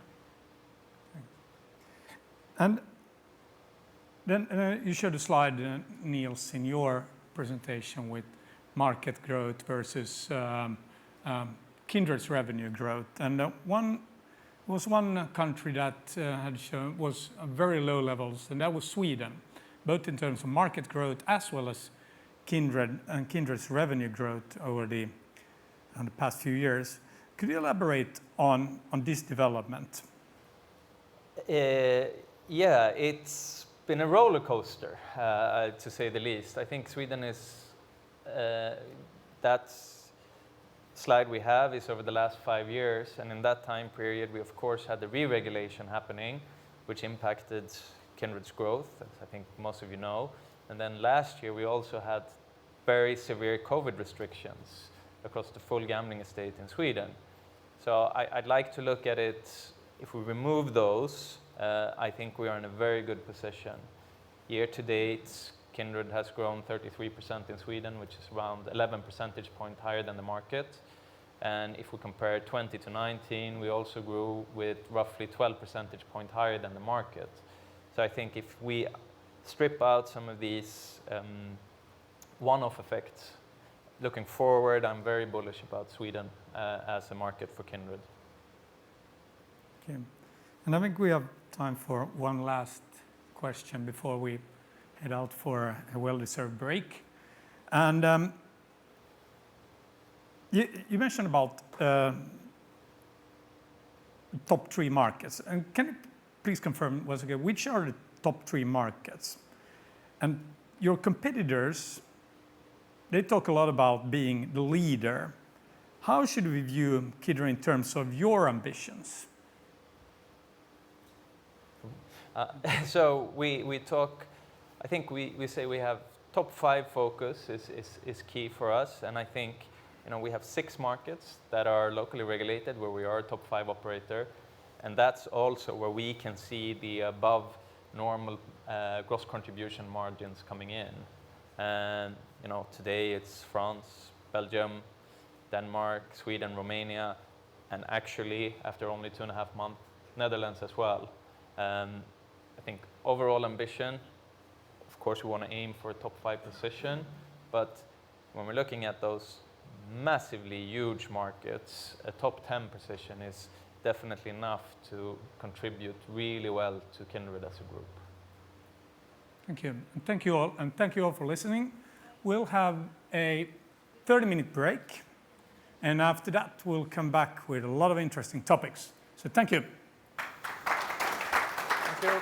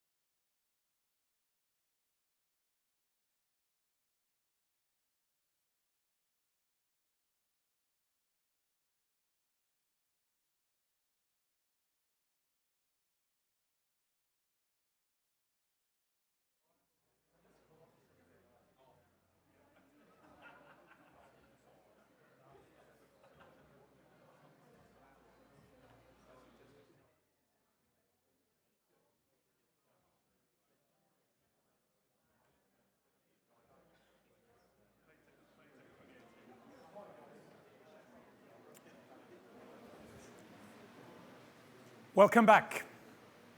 Hope you managed to get a well-deserved leg stretcher and also some interesting discussions during the break. We'll have I think a very exciting 1.5 hours in front of us. We'll hear, among others, about the strategy to move from a sales to a product and customer experience company. We'll hear about the Kindred Sportsbook platform investment. We'll have a presentation about the Relax proposition, and we'll hear about Kindred technology and mastering complexity. So let's get started. Pleased to invite our Chief Product Officer, Henrik Bäcklund, up on the stage. Welcome.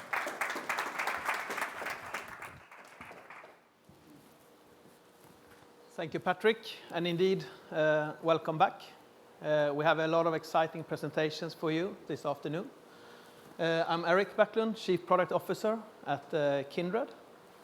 A little bit about me. I have a passion for sports, playing and watching. Lately, a little bit more watching than playing, unfortunately. I'm a keen poker player, and I really enjoy sports betting. I've been with Kindred for 17 years, always in the product area, and I still love it. A big part of that passion is the industry landscape that we are operating in and the challenges it's presenting. And I'm very, very happy to stand in front of you today and present the product area.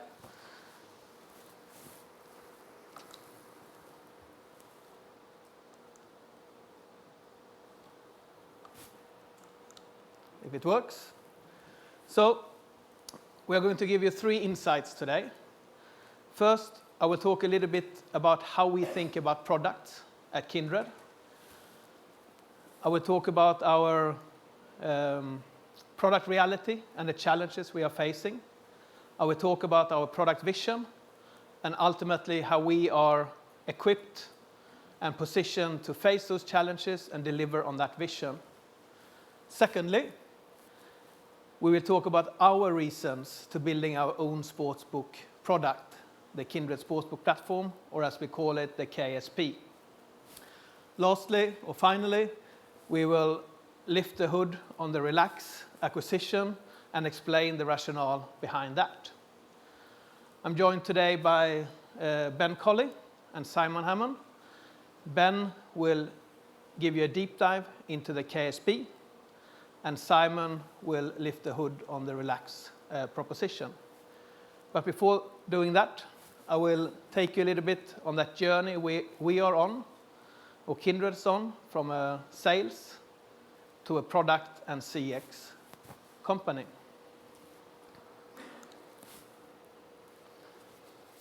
So, first up, our product reality and our key product challenges.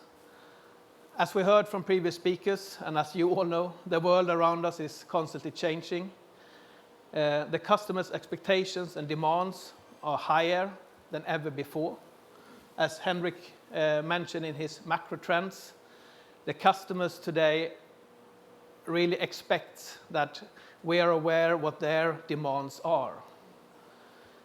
Say, for example, I think everyone in this room has an account with Facebook, Netflix, or Amazon, or TikTok, or Twitch, whatever your generation is. Netflix conducted some research that showed that if a customer hasn't found what they are looking for, a series or a movie, within 30 seconds of arriving to the sites, they are far more likely to lapse or unsubscribe. We operate on the same principles, and for us, this is a really area that we aim to be not just best in our industry, but best in class.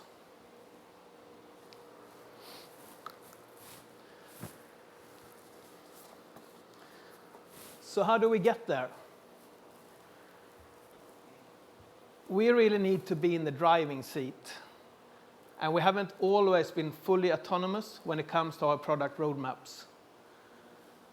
We are taking, and we know that this has made it more difficult for us to differentiate our products or create a unique customer experience.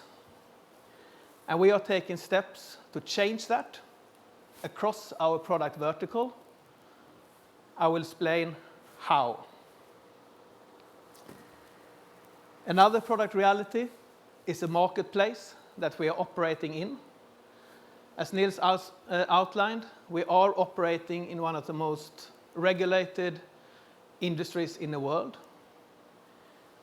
Each local market that we are in is highly complex and highly regulated. Add to that App Store regulations and rules, and you will know that challenges from a product development or operations perspective are there. And I will show you how we are rising to those challenges and mitigating them.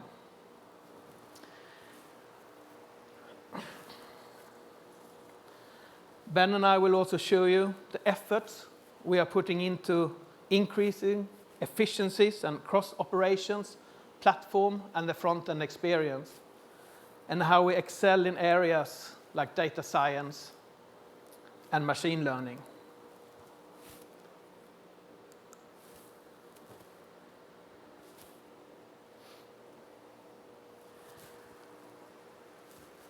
This leads us nicely into our vision. One of the questions that I constantly ask myself or my team is, what will Google do if they entered our industry? We are ambitious, and we don't just want to be that best in class in our industry. We want to deliver a next generation sportsbook and casino experience. So what are the main pillars to achieving that? Key really to our vision is to become an app-first company with web and desktop as strong supporting channels. As a business, we are going through that transformation today. An app is the biggest growing channels for us. In some markets, like the US, it contributes to around 80% of the revenues in that market. As part of this app-first focus, we have worked very hard on our relationships with Apple and Google. And I would say that we have a really, really strong, if not the best relationship with Apple in our industry today because of that focus. The mindset internally is really to put apps first in everything we do. As AJ highlighted earlier, we were live with our 3 apps in the Dutch market almost on the day we went live. That is not a coincidence. That is a result of the hard focus that we are putting into this area across the business. Our app engineering department has increased 60% since the start of 2021 as a result of this focus. And key product builds, like the KSB, are built with an app-first mindset from the get-go.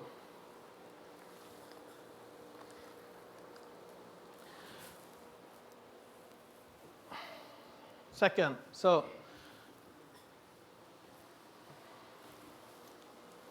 we are on the path to controlling the full customer experience across platform and product. The Kindred Racing platform, the Relax acquisition, and the Kindred Sportsbook platform are all great examples of us delivering on that vision. It's not just something that we have 5 years in front of us. We're actually delivering on that vision today and taking steps towards it. They all have key factors in common. They firmly put our destiny in our own hands.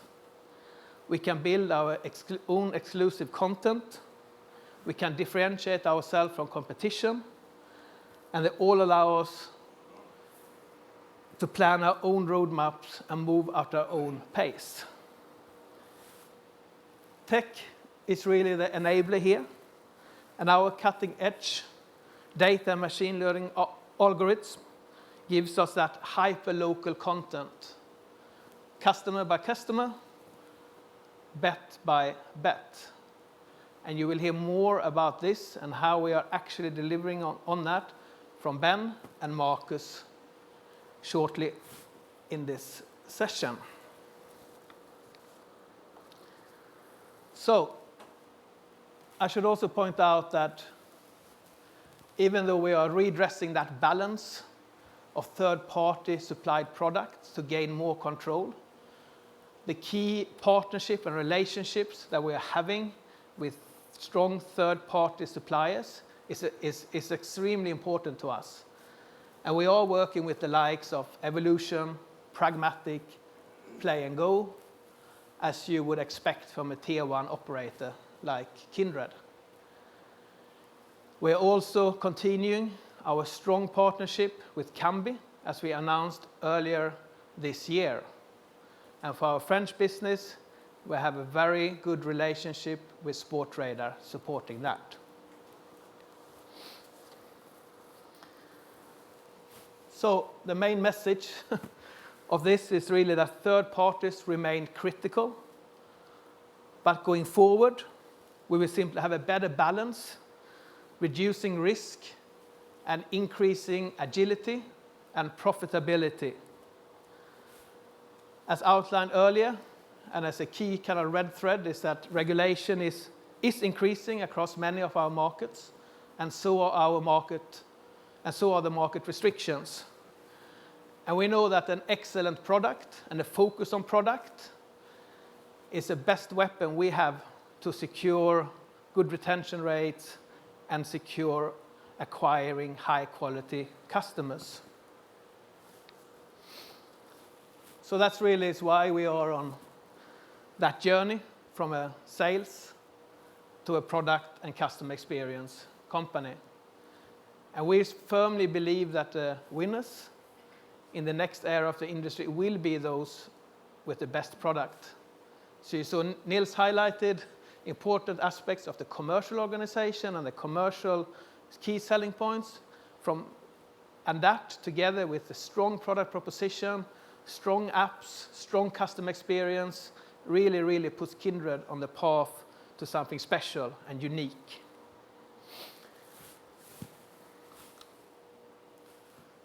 So I wish I was as skilled as Magnus Carlsen in chess. Unfortunately, I'm not. I think my daughter beat me the other day, and she's 7. But having said that, it's one of the key global brand assets that we have and sponsorships at Kindred, if you were not aware of it, that we are very proud of. So why is Kindred uniquely placed to deliver on this vision? I will outline 5 reasons. We got a proven build legacy. We got a track record of organic growth and successful acquisitions. We are truly an innovative company. We put data science at the core and have done that for many years. And we relentlessly put the customer first. Let's very quickly take these one by one. So, we have a proven build legacy. We know that we will build KSP successfully because we have done something very similar before. We created our own racing platform, the KRP. We did that through great teamwork between Australia, Gibraltar, London, and Stockholm. It's 24/7, it's live in 13 markets, and it generated over 50 million in revenues in 2021. We love it, but so does everyone else as well. It's won industry awards, most recently Racing Operator of the Year at the EGR Awards.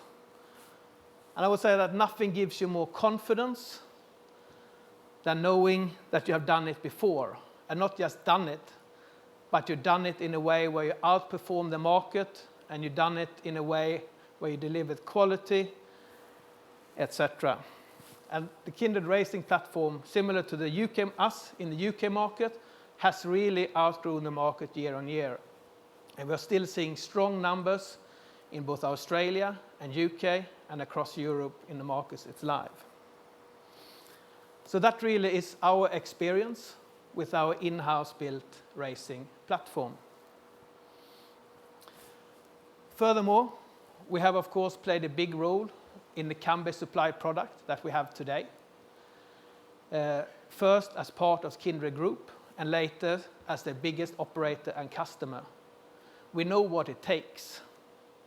We have strong relationships with all data and streaming suppliers. In 2021, for example, we streamed 175,000 events. 113,000 of them were sports and the rest racing. Add to that live visualization, add to that an industry first bet and watch product, and you will know that we are not starting from scratch. We are building on the shoulders of a giant, an already existing and strong product, as you will hear from Ben shortly. Of course, it's not just about Sportsbook. You will hear more from Simon and Relax, but on top of that, we are in the forefront in terms of the amount of casino suppliers and game studios and games and the way we are presenting them on the site. Second, we have a track record of organic growth and successful acquisitions. You have heard that we have had a hyper-local focus across our markets. We know that for Kindred, that has really been one of the key success factors for us to go through that phase that we have seen over the past 10 years, where we've gone from .com to a very highly regulated European market space. We complete the technical, complex integrations, both platform and product, and with brands such as Mr. Bookmaker, Eurosport Bet, Bet24, Stan James, and iGame. And other brand acquisitions such as 32 Red have strongly contributed to local growth, as you have heard from Neil. Another key benefit of acquisitions is, of course, that we have gained local market expertise. We have senior leaders at Kindred and in the product organization who were part of these acquired brands. But don't take my word for it. Both Ben and Simon comes from those acquired brands, and Ben was part of the senior leadership team at Stan James and is now driving key strategic areas for us at Kindred. And Simon, of course, from the more recent Relax acquisition, is now from the 1st of July CEO of Relax.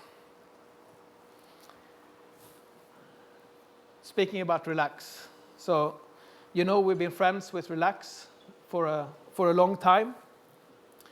And I think it's really worth highlighting that this acquisition fits directly into our strategy of gaining greater autonomy and control of our roadmaps. For the first time, we will launch our truly exclusive casino games. And we should highlight the obvious, of course, that having Relax as part of the group gives us hugely efficient cost of sales for casino games. And also, with Relax as part of the group, we will take a piece of the attractive B2B market where Relax is a supplier to many of our core competitors. So the importance of Relax is really huge and it's worth shouting about. And Simon will elaborate more on that shortly. Thirdly, Kindred is a truly innovative company. We were the first company to launch cash out back in the day. That is now a staple product in the industry, and it would be unthinkable for an online betting company not to offer cash out today. We were the first company to launch bet in streaming, watch and bet, where the customer can place a bet without leaving the stream. last year alone, 500,000 of our customers used that feature when interacting with us.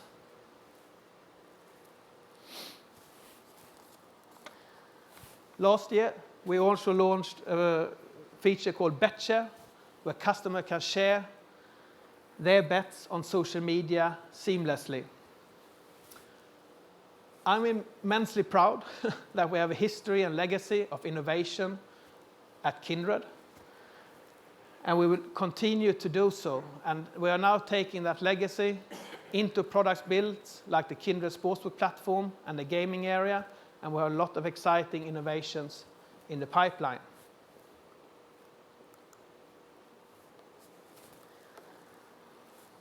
Fourthly, data science at the core. So we are a data-driven business. Everyone says they are a data-driven business nowadays, but we truly are, and we have invested in that in the past 7 years. It's nothing new for us. But even more so moving forward with a foundation for future product innovations like the ones you've seen on the previous slide.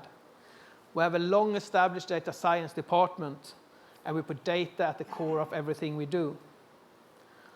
Algorithms generate personalized content, both on casino and sportsbook, and the recommended for you screen grab that you see here is based on highly personalized data from that individual customer and their bet history. We are now expanding and building key KSP, Kindred Sportsbook platform components on this data science platform. With the infrastructure, experience, and expertise already in place, plus opportunities from KSP, we've been able to rapidly scale up our data science department. And because of this increased control, we have a more relevant and personalized product for our customers. And ultimately, that will improve the key performance indicators that you have listed here on site. One example is that the casino recommendation algorithm has generated an extra, we estimate that it's generated an extra 600 million in casino turnover during the last 4 years. And that's just one example.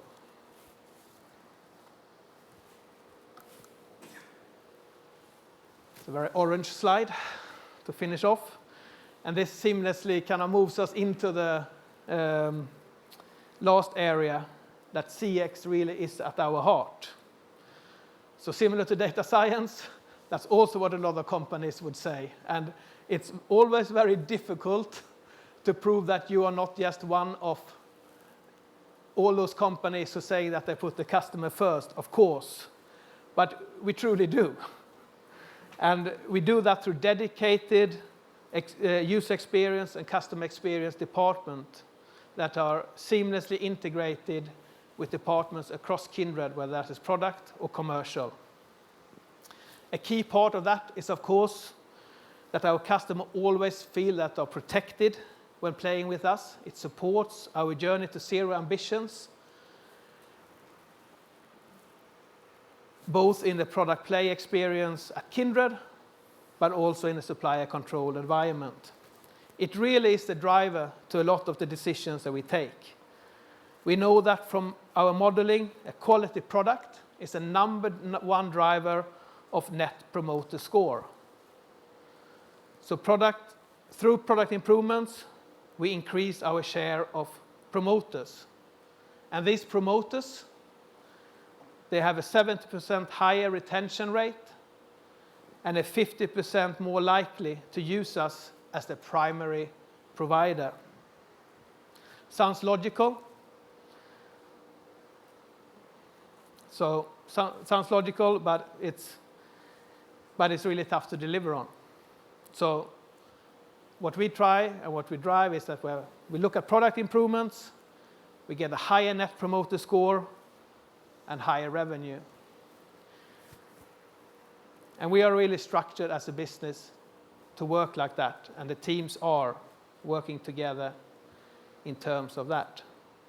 And I think I will finish off with an example of that. Is Anja mentioned at the beginning of his presentation that 94% of Dutch customers have had the expectations met or exceeded since joining Unibet after we went live in the Dutch market. That is not a coincidence. It's the fruit of hard work that we have put into this area. With that, I want to say thank you, and I hand in over to Ben Colley for the first of the product deep dives.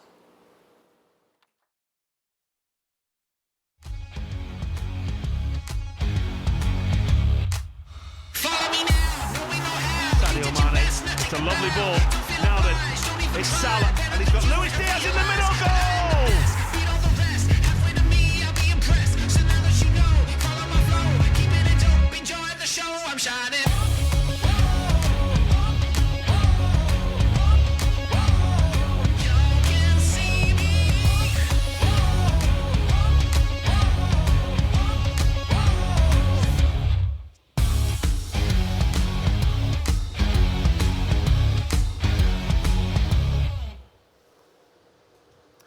Okay, thank you, Eric. That was a bit of a teaser for you. Some of what you just saw there has already been built. Some of it's still in the works, but it gives you an idea of where we're going with our sportsbook product. And we're excited about it. My name is Ben Colley. I look after the trading function here at Kindred. I'm some 20 years in online gambling now. My previous Kindred hat was being responsible for the business requirements and subsequent operations of the proprietary racing product that we heard a little about before. Last 2 years or so, I've been all about KSP, which is, of course, an extension of that core racing platform. So just to ease us into this, I wanted to put up some interesting tidbits. Now, these are direct quotes from large and listed operators when they're talking about owning their own tech stacks, or indeed the technological benefits of their M&A.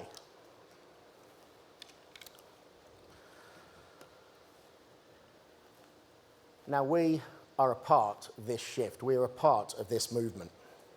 For Kindred, and in line with these trends, owning our own product is an absolute must.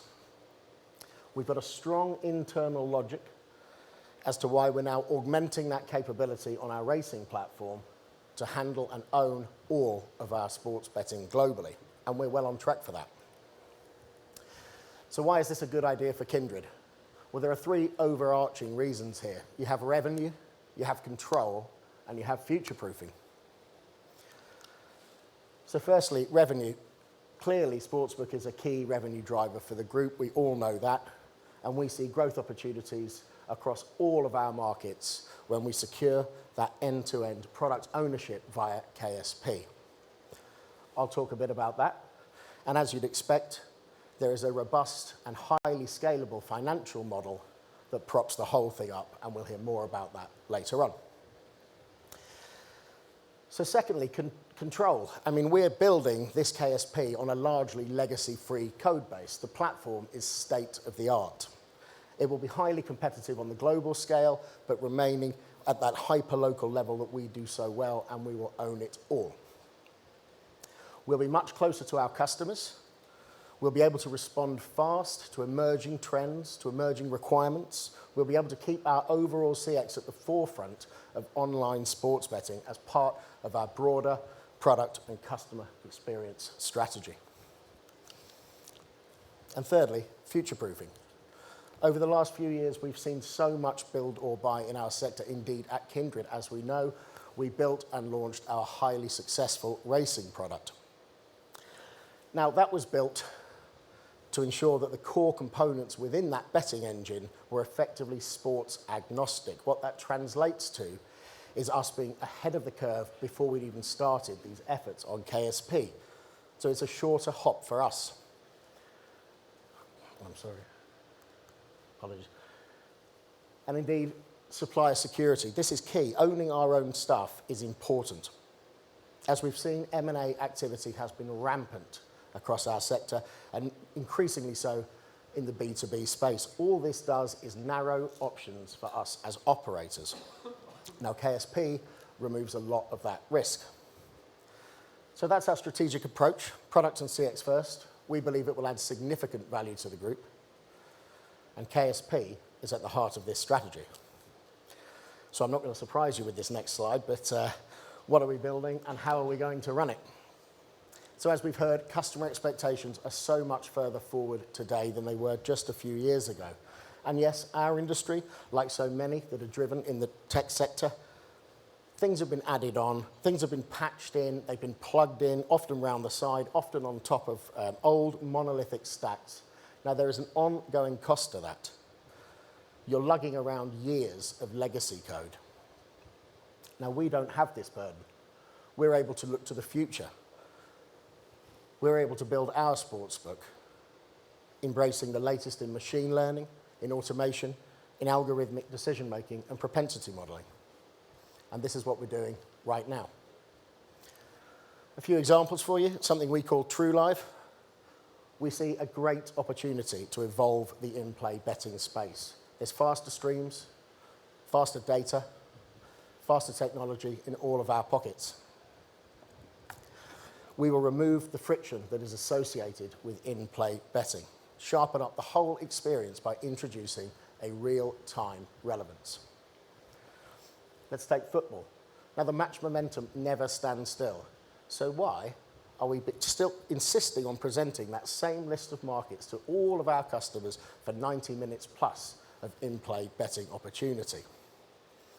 We already know that that doesn't suit everybody. Our data tells us that. So we're not going to. We're going to introduce a true live relevance to that in-play betting space. And we can take customer relevance further by using a multitude of algorithms. Depending on what's going on at any given time, our customers will get a unique experience, a one-off tailored to them. Now, this is blending personalized markets with high-profile events and the most suitable next-to-go betting proposition. Now, this will improve user engagement without getting in anyone's way. In other words, for us and for our customers, this is all upsides. Rewards. We all know how important rewards are. Now, on the KRP, the racing product, we have a great rewards engine that's already working very well, and we're building this out to function with our sports betting markets.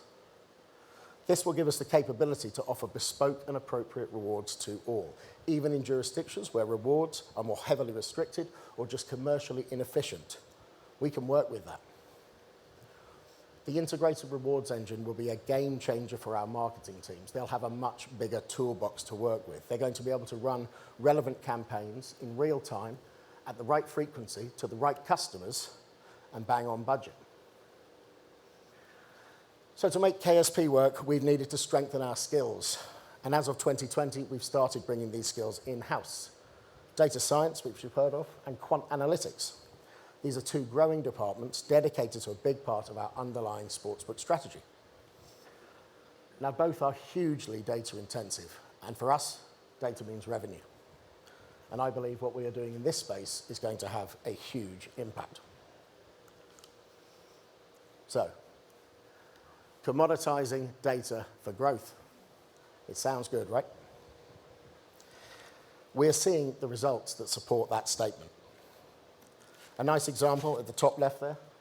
So since the launch of our proprietary racing product, we've built and refined our propensity models. Now, these models identify customer value and fast. That's for good or for bad. And look how it's helped to boost our racing margins. Now, bear in mind, these are the same people. They're the same traders. They're the same risk analysts. Give or take a couple of bodies, it's exactly the same headcount. We heard Eric talk earlier about the racing KPIs. Well, that growth is alongside that significant gain in trading margin. Since then, we've been adapting these models to best fit our sportsbook customer base, and the results are looking good. We will incorporate all of our real-time customer sports data into other product and behavioral information. The result, we're going to improve the capability of what is already a highly accurate value forecasting device. Now, going further, I don't want to use all the traditional methods of customer-based management seen across our industry for decades, bundling players into vast cohorts, lucky to be ever reviewed again. This type of customer segmentation is fine for a balcony view. to get that at-a-glance report, giving you a sense of how different segments are contributing to your margin. No problems with that. But it's nowhere near efficient enough to optimize on all of the potential headroom when it comes to managing your customers. Only smart data usage can do that. So what are we doing? Well, we are creating a high-resolution player ecology. Now, this means we will granularize our database into individual customers, each in a cohort of one, the profile properties of which are entirely defined by their preferences and behavior. Now, that's an incredible way to build revenue, but it doesn't stop there. We've heard today sustainability and player safety is key now and getting more and more important. They also rely on this type of early identification to succeed. And to paraphrase Neil, not every pound is equal. And finally, for this slide, we're already well underway in terms of building a highly relevant customer experience. I mentioned this earlier. It's a suite of algorithms working in like a ranking policy.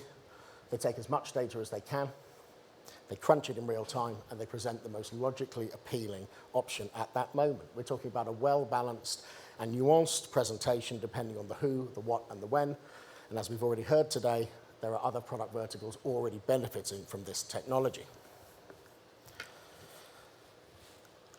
So, quant. So we've already got a team of quant analysts.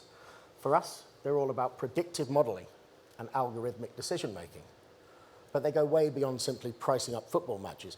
They also work in derivative markets, in related markets. They look at niche sports. They support point-of-sale components such as Bet Builder, Cash Out, Edit Bet. They're all over novel market types, algorithmic trading strategies, automation, and it goes on. It's fairly boundless stuff, in fact. Anything or anyone that makes decisions based on data can be empowered by these types of models or algorithms. And they can be empowered by them to the point of automation. And what does automation mean? It means consistency and it means efficiency. So combining the capabilities of our quant and data science teams, we expect 3 key outcomes. Number 1, a smoother and more predictable ARPU. Number 2, a consistent betting experience for our customers. And number 3, the ideal springboard for scale.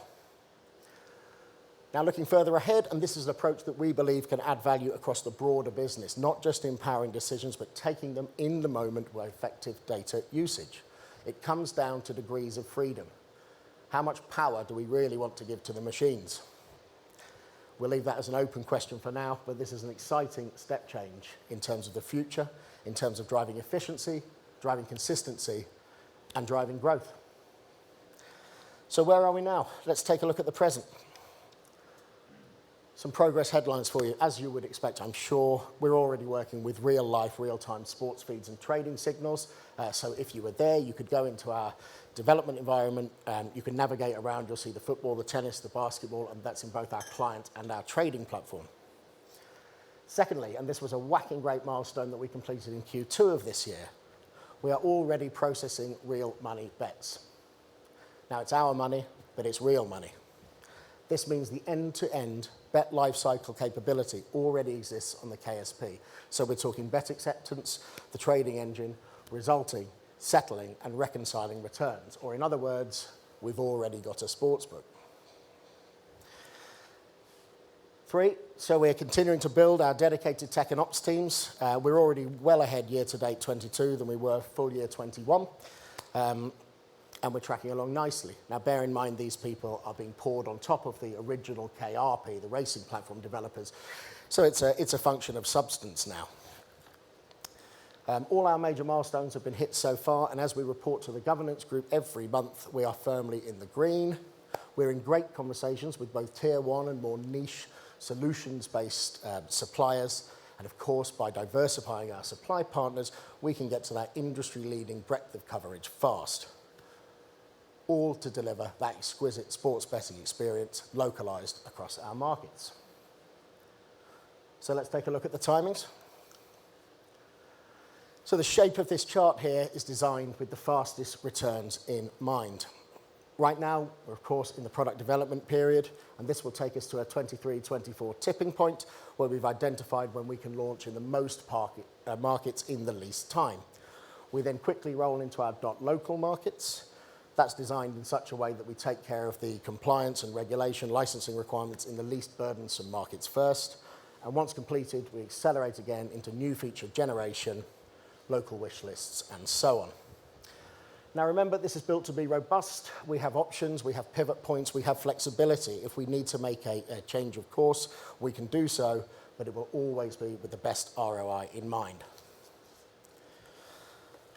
So let me summarize 3 things I'd love for you to take away today when thinking about the KSP. Number 1, complete control.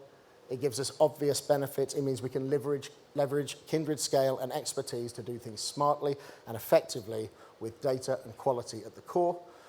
Now this means we end up giving our customers exactly what we want in a safe and sustainable manner. Number 2, Sportsbook is the missing piece of the proprietary puzzle here at Kindred. Now once we're up and running, we close that loop and ensure significantly better protection against supplier volatility. And finally, of course, our models show excellent financial prospects for our operating sportsbook margins, and Johan, our CFO, will talk about that a little later on. It would be remiss not to remind you at this point that it is already running in the background, and while we carry on building the product up to that industry-leading standard that both we, our customers, and you expect from us, it's just worth remembering that fundamentally, we're already processing real money bets on real life betting events and markets. So that is it from me. Thank you for listening. It is, of course, your understanding and support of Kindred that keeps us out ahead. We are rather excited about the future of sportsbook here at Kindred. I hope that you are too.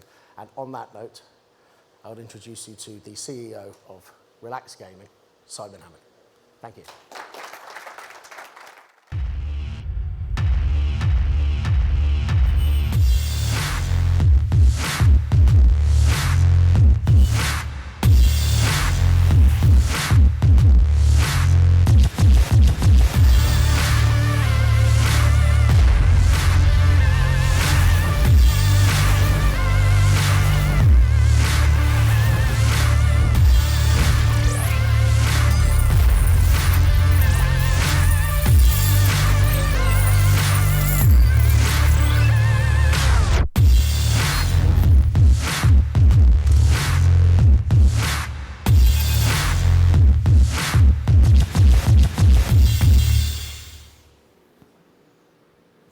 Good afternoon. My name is Simon Hammond. I'm the CEO of Relax Gaming.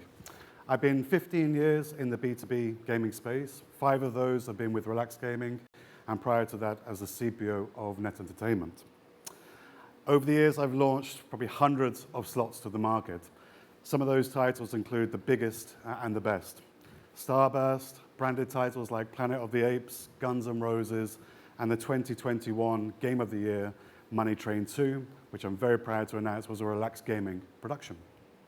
But it's not just slots that I've been involved in. It's also been the massive changes in the regulated sphere, the market landscape that has changed dramatically, mobile from desktop, and also tech changes. All of those factors have helped shape the aggressive push and drive of Relax Gaming in recent years.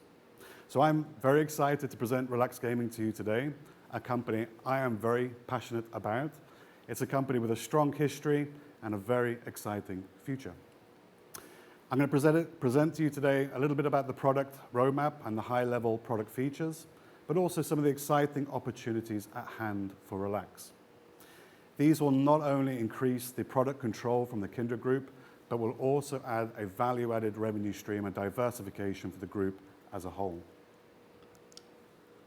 So, Relax at a glance. We have a 12-year history underpinned by a strong and close collaboration with the Kindred Group. Relax is known as a multi-product provider, known for quality, speed to market, depth of portfolio offering, technical support and scalability, and a market-leading business approach. We have now grown to 280 employees. We've even been investing in our staff as we have scaled in recent years to our successful position. The acquisition by Kindred Group has been a highly successful one and a very seamless one. We've been working on increased synergies together, and we've identified further ones for the future. As Henrik and Eric mentioned, custom content, of course, is a key initiative for the Kindred Group, something that Relax Gaming is uniquely positioned to assist with. So it all started really with bingo and poker back in 2014.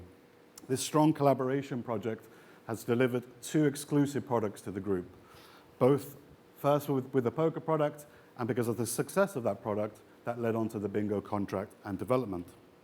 Both products are best in class from a technical experience, and of course, that has also led to a healthy ecosystem of which the Kindred Group can leverage into different product verticals.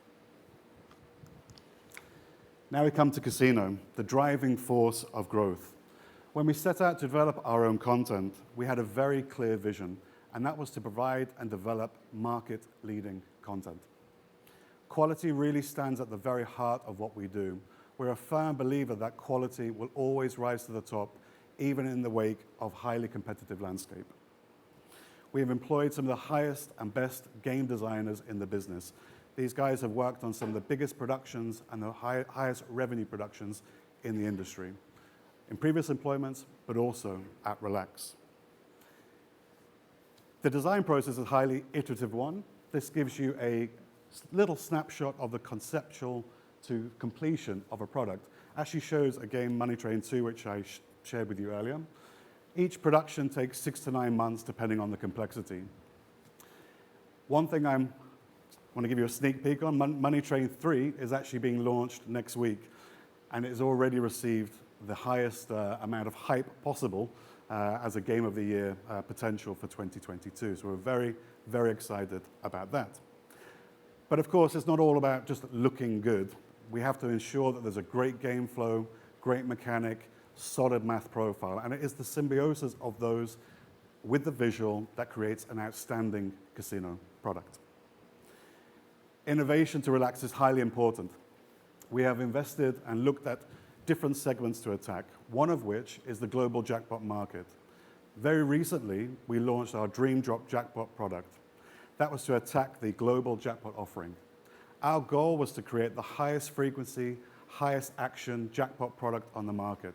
In just 4 months, we've had over 830,000 jackpot winners, 33 major winners, which are prizes up to €50,000, and 3 mega winners, with one won last week for 1.48 million, unfortunately for Betson. So, 2022 and 2023 will build upon this solid foundation, our reputation of delivering high quality, great impact product. We'll develop further with also promotional offerings and tools and suites to compound our visibility within the operator base. Now, if you haven't seen a slot and you want to get a little flavor for the quality that we produce, please have a light look now.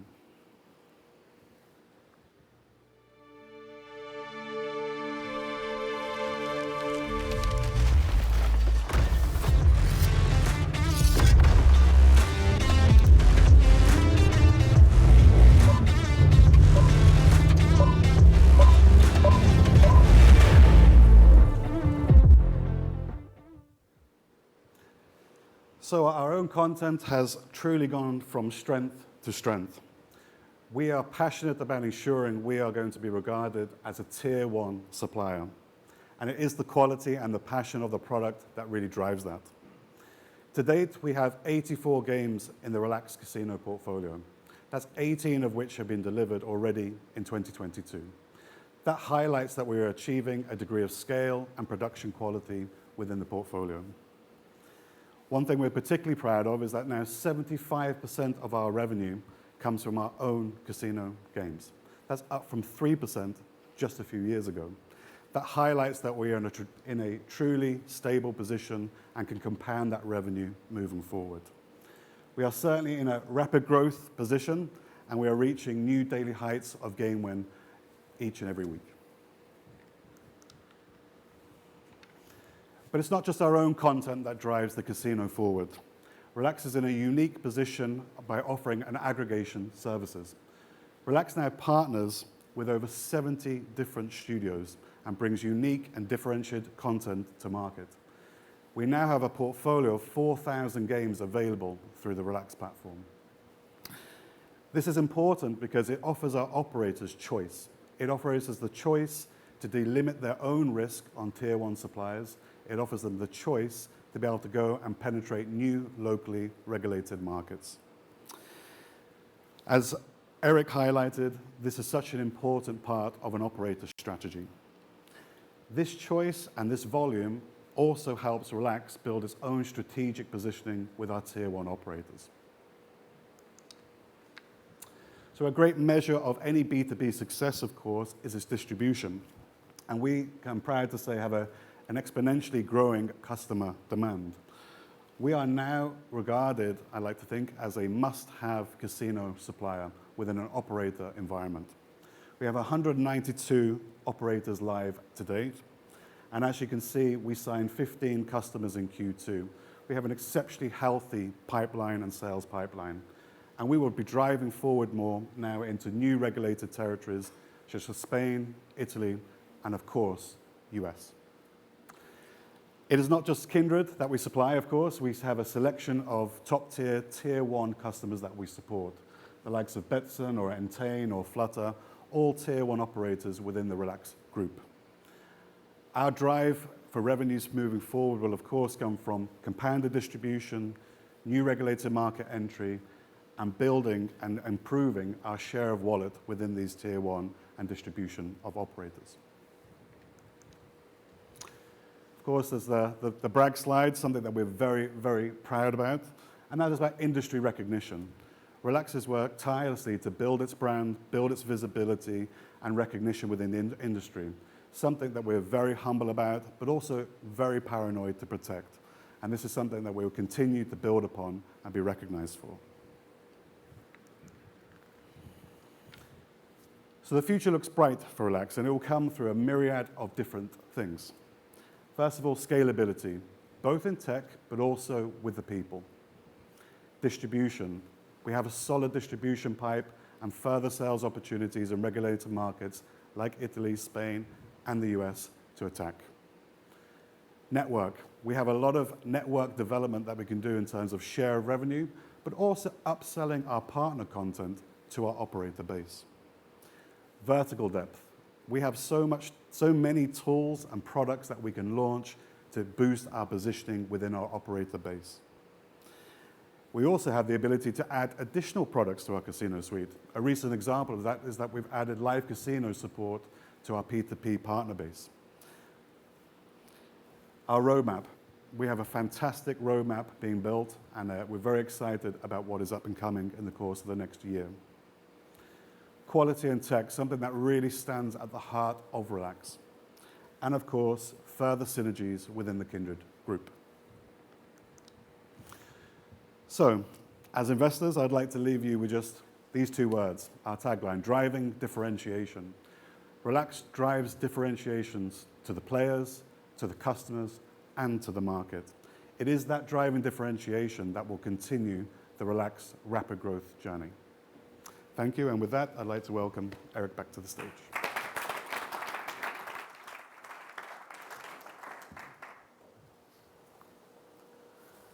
So, KSP and Relax, I'm sure you agree, both very interesting and exciting. We are excited about it. Feel free to submit any questions you have of any of the two areas, and we will answer them later on. So let me sum up the product session for you. 1, we will deliver a next generation sportsbook. We are aiming beyond an us-to delivery, beyond a tier 2 sportsbook. We are confident in what we are doing. We have the right people on board, and we will deliver a great product based on machine learning and an app-first mindset. 2, Relax Gaming is a rapid growth, high quality, multi-product provider with an exciting and scalable future. It's exciting for us both from a B2C perspective, but especially, as you heard from Simon, from a B2B perspective as a worldwide global B2B provider. 3, we are truly in the driving seat, and Kindred is uniquely placed in the industry now. We have invested in proprietary tools, products, and people. Yes, we are complemented by a strong premium partnership with our key sportsbook and casino suppliers. But with KSP and Relax, we are in a great position to control the destiny of all our main products. It will enable us to be faster with CX, more relevance, and excel in personalization. Our teams, we work with zero lead time and in tandem across commercial and product organizations. That really puts us back to our roots, especially with KSP. And it will give us a competitive edge against third-party mass supply model and against smaller operators who don't have the scalability or the revenues to build on their own. So with that said, I will leave you on a slightly lighter note. The winter is coming, or the Winter World Cup, that is. All the markets that we deep dived in today, Holland, Netherlands, England, and the US are all in it, as are many of our core markets like France, Belgium, Denmark, and even Australia. It's a cluster of favorites to choose from, and it's very difficult. If I had to choose one country where I see value, I would say it's Senegal at 81 times the money. And if anyone's interested in finding out why, find me later on over a beer and we can talk about it. Or you can challenge me. So on that note, I will hand over to our Chief Technology Officer, Marcus Smedman, and he will explain how we're going to cope with the load from during the World Cup and other interesting tech areas. Thank you, Henrik. Thank you. So today, during this afternoon, you have heard from my colleagues that we are dealing with an increasingly complex reality. And engineering, it is about mastering complexity as much as it is about creating a great customer experience. My name is Marcus Smedman, and I'm an engineer. I've been with Kindred since 2011, and I've been responsible for Kindred Tech since 2015.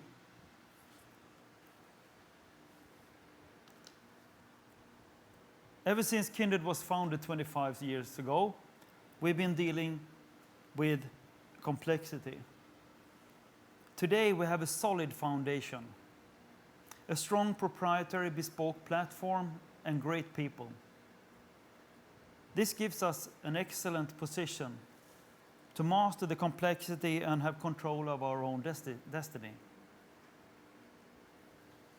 As you've heard throughout the afternoon, we're heading in a direction where the sky is the limit, and we're taking control over our product suite on a global scale.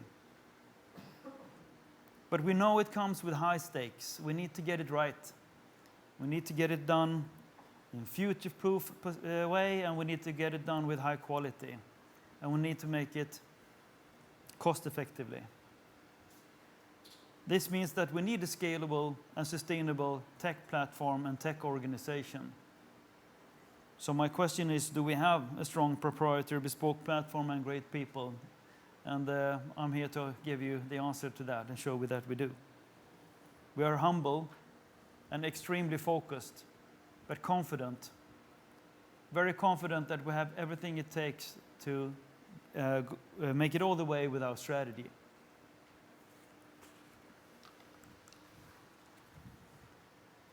Since Kindred was founded 25 years ago, we've been a tech company, and today we are in a position where we can reap the benefit from several successful strategic cycles. For one, I get goosebumps from looking forward at what the future brings. Our platform consists of 3 distinct layers. The full suite of products, the essential player account management system, and the solid foundation, the backbone. What we do build barriers to those coming behind us, and what we have is not easy to copy. But there are no secrets here. It's just hard work and a lot of experience. My senior leadership team have more than 100 years of combined experience in the industry, and we have more than 10 years average tenure at Kindred. So first, let's take a look at the backbone. If you design your platform to be scalable and dynamic, you will have a future-proof platform. But as Mike Tyson once said, and this is my favorite quote, everyone has a plan until you get a punch in the face. That is true that sometimes you fail, and it's impossible to predict everything. It's a matter of when, not if, you get disrupted. So, when you get disrupted, you need to be able to act fast without losing target and losing the sight on the long-term goal. That is agility. And our organization and our platform is built around this. To successfully build and operate a global gambling platform, you first of all want a strong and solid backbone, an infrastructure that you can rely on that is available, scalable, and resilient. Our proprietary infrastructure, the Kindred backbone, delivers unprecedented capabilities at a highly sustainable cost across all our jurisdictions. It's 100% proprietary and consists of network and infrastructure that delivers on security, DDoS protection, capacity, availability, and sustainability. So we have a workshop outside of Stockholm. We buy off-the-shelf commodity hardware, then we assemble and configure it ourselves in the workshop. And why do we do that? It gives us the power of buying best value components that, once assembled, provide an extreme power to an efficient cost. We don't pay for any fluff. We buy and we build what we need from the ground up. This means we have a 100% bespoke platform, both on a global as well as a local level. Now, automation is key. It is essential for cost efficiency and scaling. Over the last 12 months, we have reduced the time it takes to add a data center to our backbone from 3 weeks to less than 6 hours. This is very important for the US rollout, where we are going to need data centers in each state. And we are now rolling them out. With the power of automation in the backbone, we can push more than 10,000 releases per year. Why is that a good thing? It's a capability measure and a maturity measure of both the organization and the process, and also our tools. You want to release small, you want to release often to reduce technical depth and prevent or reduce the risk.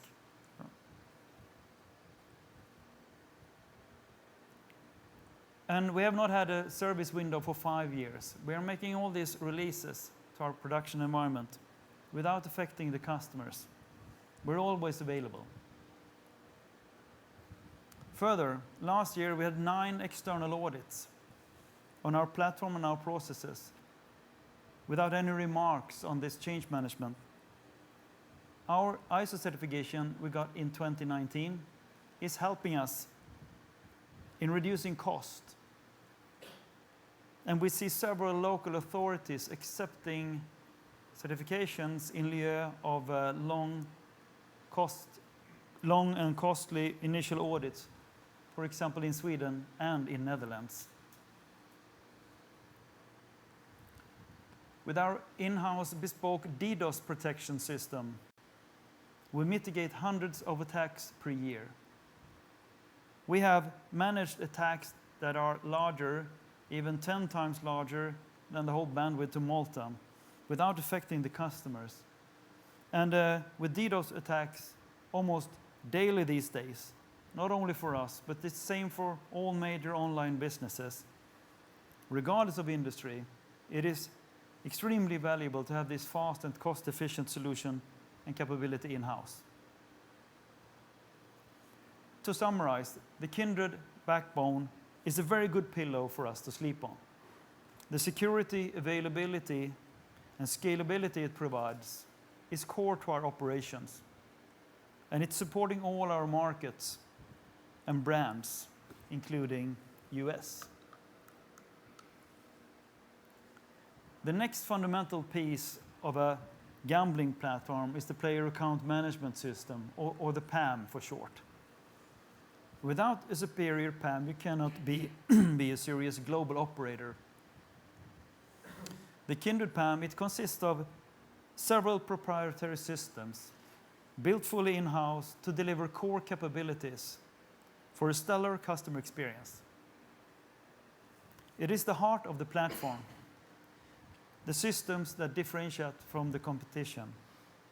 And as you heard from Nils, it will make a huge difference in the US.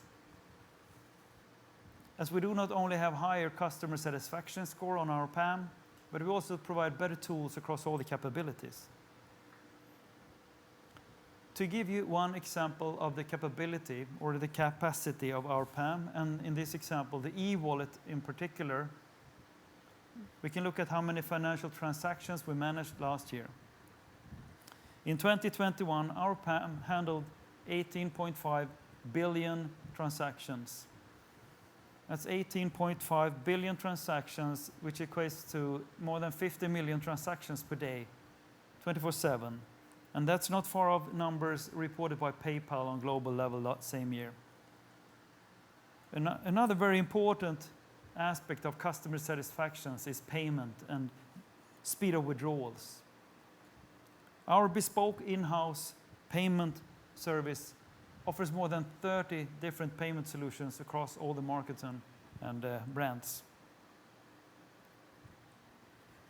Neil also mentioned the importance around the customer protection capabilities, the PS-EDS system, and it's important.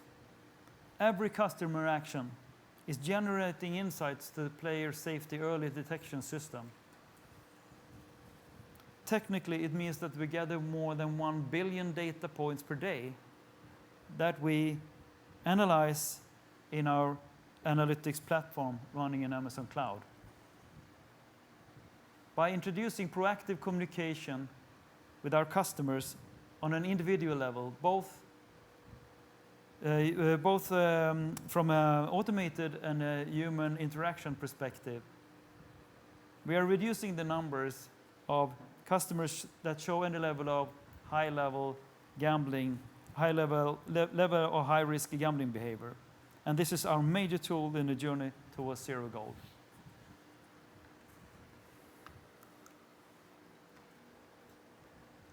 With the backbone and the PAM as a solid foundation, we have the product as a cherry on the top. We are heading in a direction where we have all the core unique products in-house. Poker, bingo, racing, and sports, as you heard. For casino and games, where there are tens and thousands of different titles out there, we have a perfect mix of in-house casino technology and third-party content, thanks to the Relax team. It is like any respectful supplier of content and entertainment these days, like HBO or Netflix. We have a strong proprietary platform that gives a fantastic mix of own content and the best of the rest. So to summarize, this is the Kindred platform. We have a global backbone, we have a local PAM, and we have personalized hyper-local products, an extremely efficient collection of technologies that provide our customers with a trusted source of entertainment across all the brands, markets, and channels. You've heard from AJ and Neil about Netherlands and UK earlier today. We know there is regulatory change coming in the UK, but the Kindred PAM is designed to cater for regulatory needs. We've been live with our PAM in UK since 2014. And we have lived with regulatory change for so long that it feels natural to us. It is complex and it is very hard, but we are good at it. All features we build on the PAM can be reused across markets, and we reuse knowledge from one jurisdiction when setting up another. This helped us immensely for a market like Netherlands, and what we build there can be reused for other markets as needed. As AJ said, we are the only operator in Netherlands with 3 apps available, and the only one with a full casino offering. For the US, a world-class PAM is considered essential for any serious operator who wants to scale their business. I'm delighted to tell you that we are now at the final stages before going live in New Jersey. And then we continue to roll out the PAM across the states at pace. The first state has made us introduce US-specific requirements to the PAM that now is available by default for all the other states and markets as needed. The backbone is up and running in the US since earlier this year, and now we're focusing on the certification and rollout of our PAM.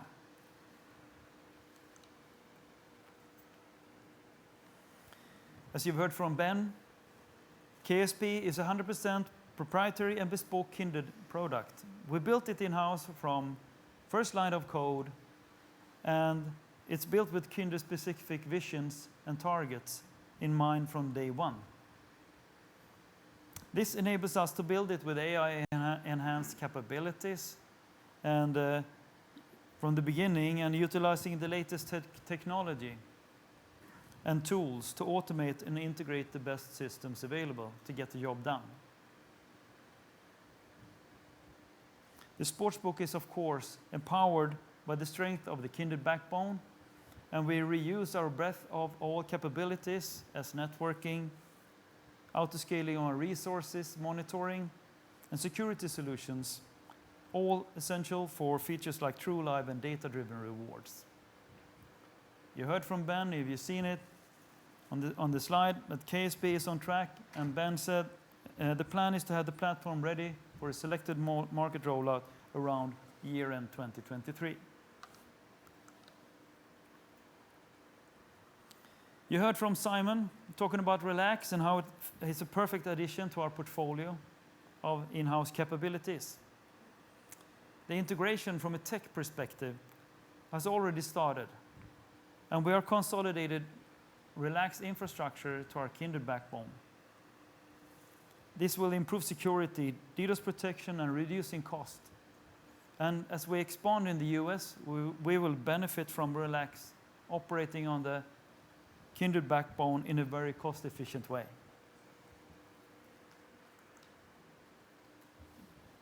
Let's see. Okay. Where are we? Yeah, we are right.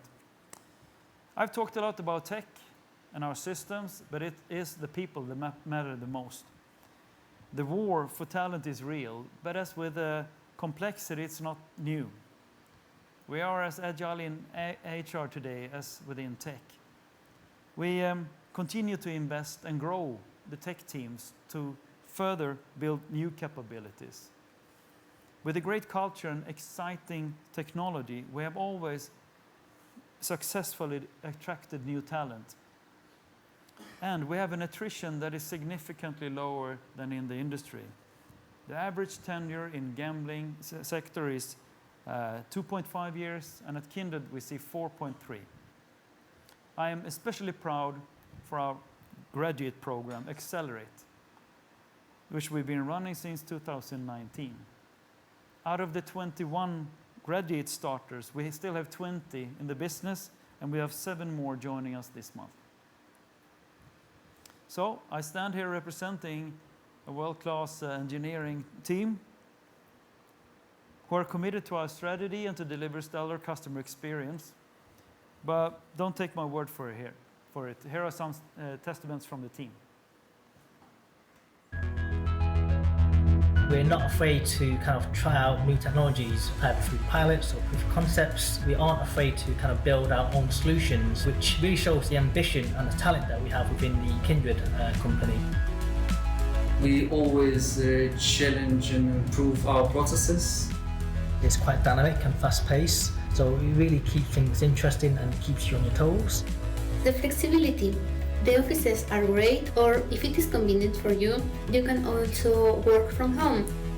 It's always something to learn because we have so many different technologies, so if you're willing to spend the effort and time and have the attitude to learn, there are opportunities for you to upskill yourself. Without a doubt, it's the people that make Kindred for me. The Kindred family is truly unique. The culture is amazing. You can really see that it's a company that cares for its employees. Acting in this heavy regulated industry, I can say you will never get bored.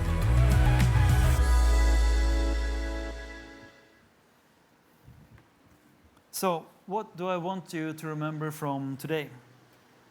First of all, we are and have always been tech-driven. We are now ramping up the rollout of the PAM in the US. KSB is on schedule. We have an immense amount of bespoke technology that is putting us in control of our future. We have the know-how, the culture, and the passion. We've been around for 25 years, and it is complex, but we do master complexity. With that, I hand over to Patrick. Thank you.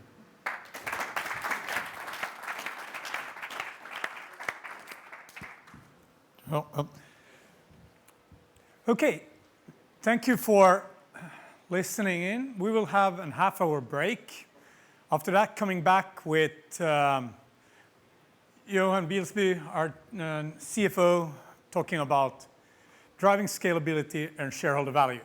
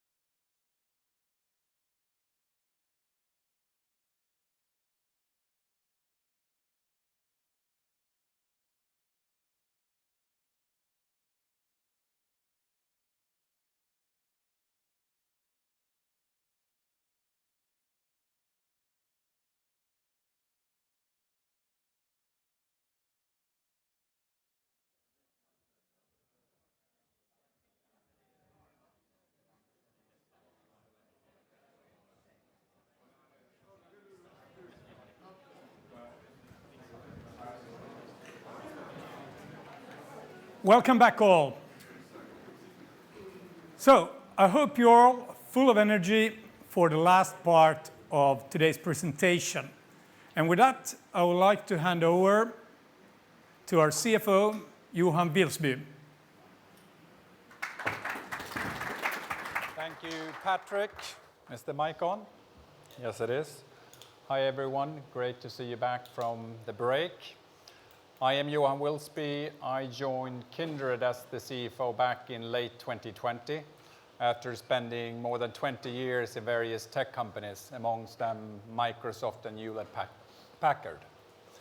I am here today to talk to you around how we run the business and how we drive shareholder value. My first 18 months with the company have certainly been exciting, provided me with quite a bit of insights and learnings. Obviously enjoying last year with some tremendous growth and some all-time high results, and then the last few quarters of some curveballs in some of our key markets. Despite these temporary headwinds, I think it's fair to say that the main pillars of the strategic plan we put in place a couple of years back has been validated to a great extent. Yes, some changing realities have provided us with additional insights so we can refine planning, and that includes our journey back to expected profitability.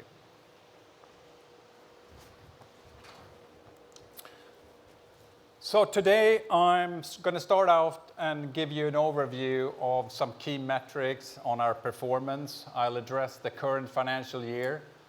Then we're going to move on to some focus areas and look at some of our investments, look at some key elements of those business cases, and also how they will contribute to further scalability and profitability.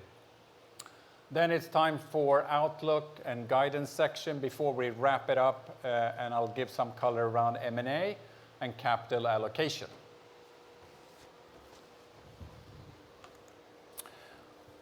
As you can see in the metrics here, we have had a consistent track record of growth while many of our countries have gone through regulation. We've grown faster than the market, and we have a diversified revenue base. We have achieved that by growing organically as well as adding acquisition. We did 7 of them in this period.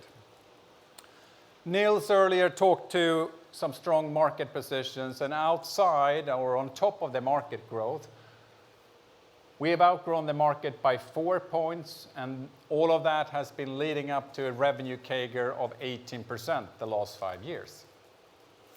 From a profitability perspective, we've grown the EBITDA margin by 3 points, and that's a combination of driving efficiencies across the P&L, while also seeing betting duties increasing materially, since many of our countries have gone through regulation. At the end of 2021, almost 80% of our gross winnings revenue came from locally regulated markets, and that's up around 40 points the last 5 years. From a cash flow perspective, we have seen solid cash flow conversion, and we've used that to reinvest in the business, to do M&A, and to return capital to shareholders. In total, we've returned more than 500 million to shareholders in the form of dividends and buybacks.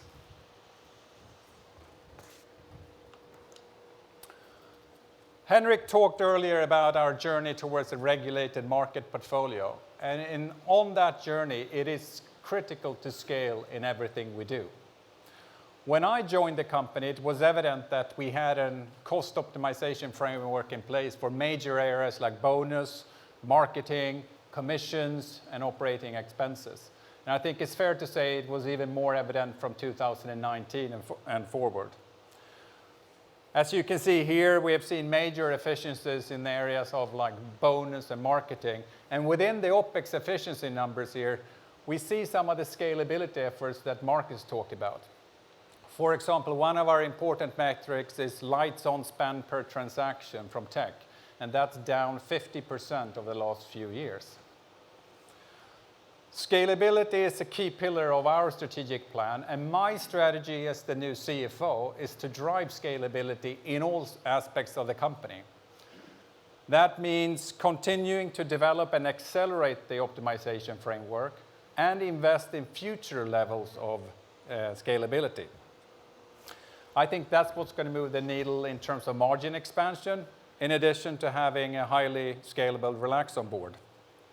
In summary, I think we have sufficient scale to compete well in the online market, and we have the building blocks in place to drive further scalability in the next 3 to 4 years.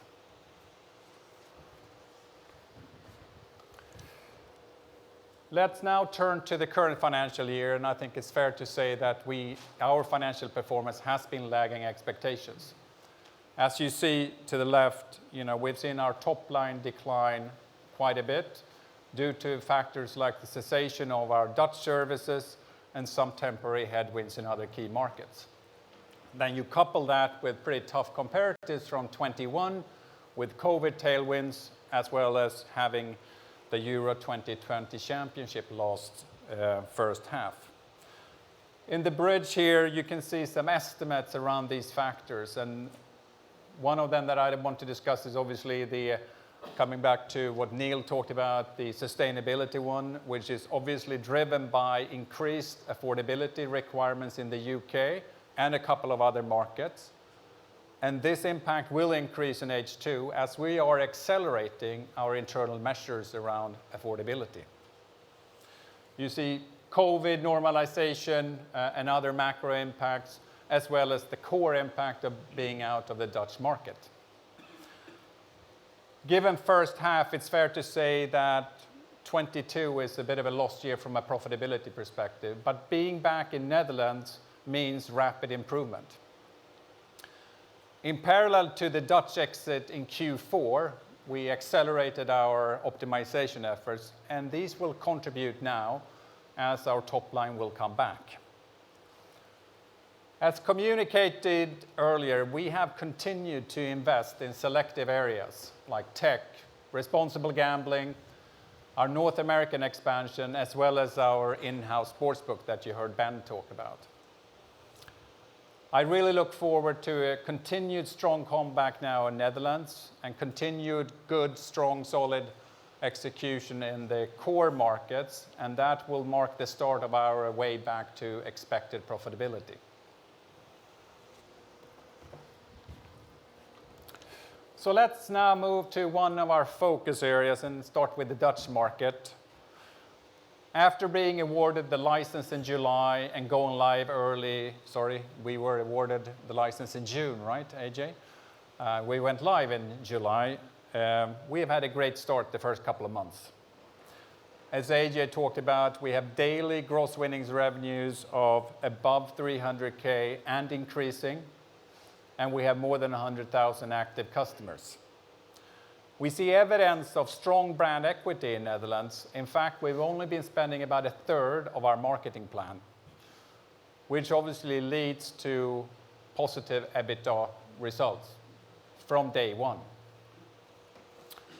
The market is estimated to almost double, or it's 70% actually, and that gives us a strong position to grow back share from. And in fact, the Dutch market is going to be a bigger market for us in the future than what it used to be. We expect to grow into top 3 position already this year and end the year with an estimated 15% market share. Beyond this year, we expect to be a market leader, as AJ talked about, and we expect to see material contribution already next year from the market.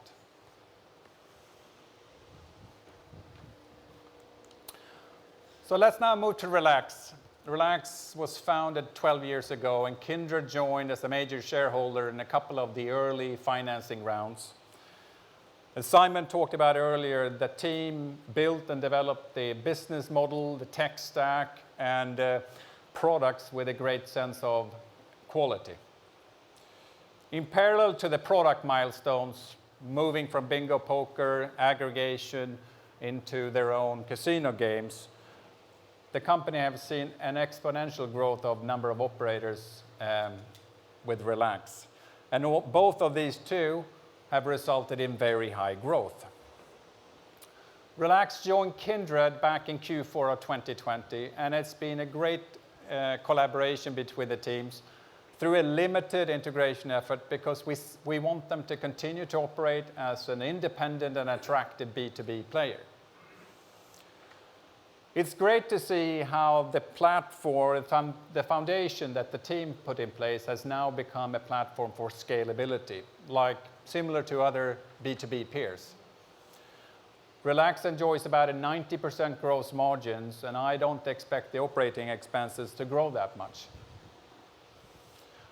On top of the core B2B performance, we have identified a plan of synergies, and we see annual synergies a couple of years out of around 7 million, mainly driving traffic towards Relax games and aggregation.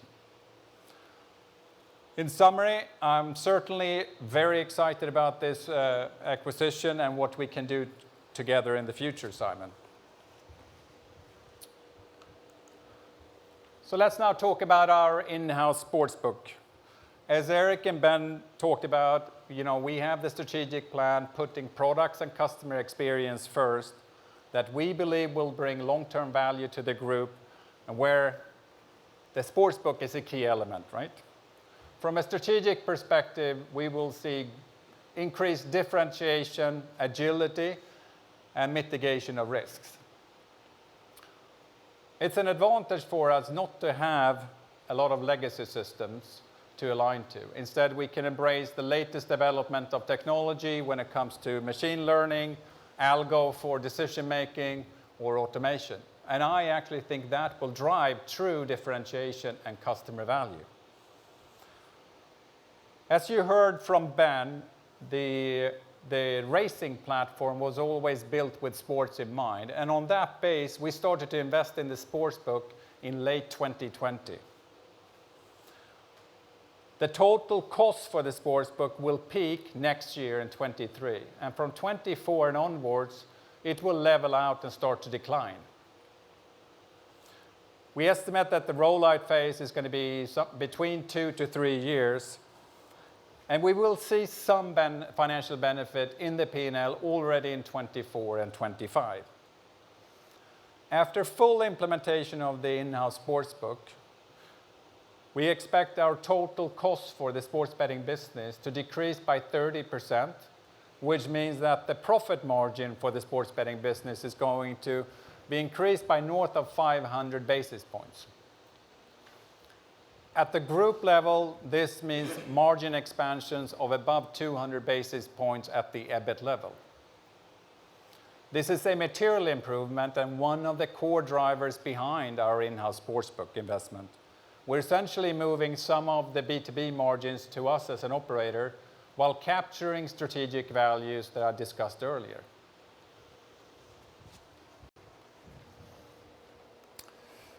So time to discuss our North American plan.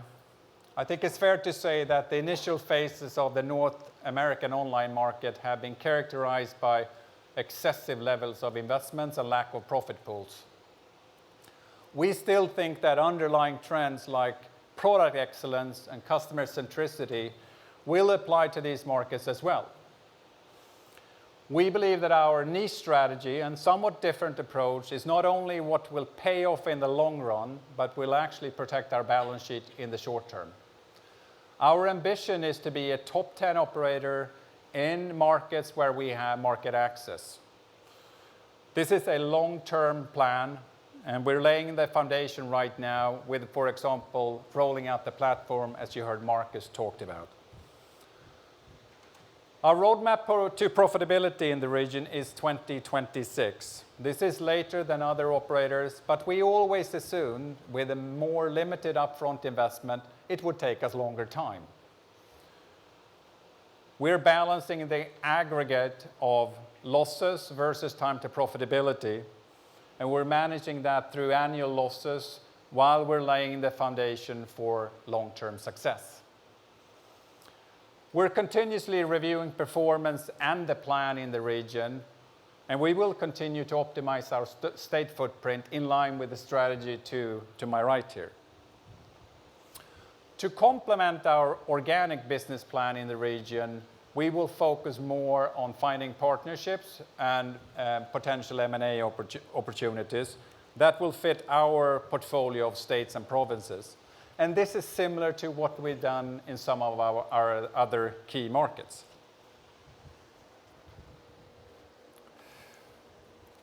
So let's now move our focus to the outlook section and start with the market opportunity. As you've heard during the afternoon, Kindred has contributed to the overall market growth in the online space, and we've been consistently gaining share. We believe this will continue and obviously underpinned by a general digital transformation of societies. And this will provide us ample growth opportunity in our core markets, plus North America as an opportunity. The overall TAM is above 50 million, as you see here, and that is a TAM or a CAGR of 10% the next 5 years. Our short-term focus is to excel our performance in these markets and have limited focus on opening up other markets across the world. As Nils said, we believe that we have enough growth opportunity in our portfolio markets, and we'll do that through organic growth combined with potential M&A in the next couple of years.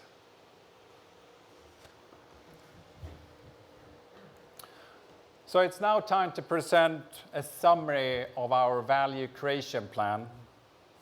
Earlier, I've addressed areas like our ability to drive performance, how we optimize our P&L, and how we invest in focus areas. And here I've tried to add them together to illustrate our value creation drivers.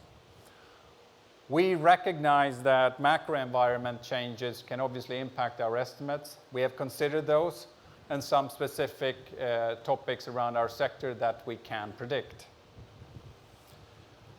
In first half of this year, you've heard us say that we expect us to be back at a long-term average of profitability in 2 to 3 years. And what's going to take us there is the market growth, share gains, as we discussed in the previous slide, and then a strong comeback in Netherlands, continuously adding cost efficiencies, and having a highly scalable Relax on board. All these factors will take us to expected levels. Beyond this milestone, we see further margin expansion, and that's mainly through our investments in tech and specifically in our in-house sportsbook, and also our North American expansion going to maturity. We estimate that these will lead to even more attractive levels in the medium term. So let's move from a visual to be a bit more concrete. As you might have seen in the press release this morning, our board has decided to establish financial targets for the full year of 25. Those are total revenues measured on an organic basis above 1.6 billion, obviously built on continued market growth, share gains. We have also built in compliance and affordability measures into these.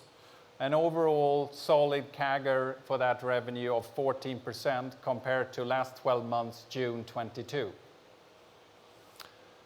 From a profitability perspective, we put out an EBITDA margin range of 21 to 22% for 25. In absolute terms, this will mean record high profits for the company. Obviously, behind this are the drivers in my previous slides, and please note that the full benefits of our in-house sportsbook investment will come beyond this horizon.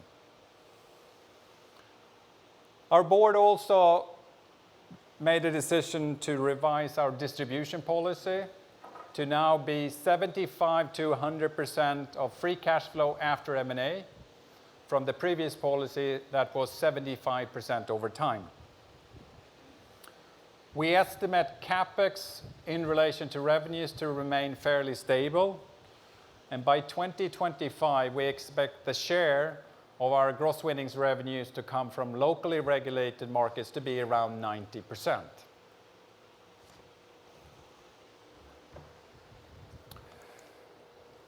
As we announced this morning in the trading update, Q3 has started out well. Our daily average revenues are 2.9 million, still declining 12%, but if you exclude Netherlands from that, we actually see solid growth now. Our long-term sports margin are roughly on the same for the quarter, and obviously the trading in the regulated market in Netherlands have started out really well. Based on that quarter-to-date performance, we have today issued guidance for Q3 of total revenues between 270 and 280 million, and an underlying EBITDA range between 37 and 42 million.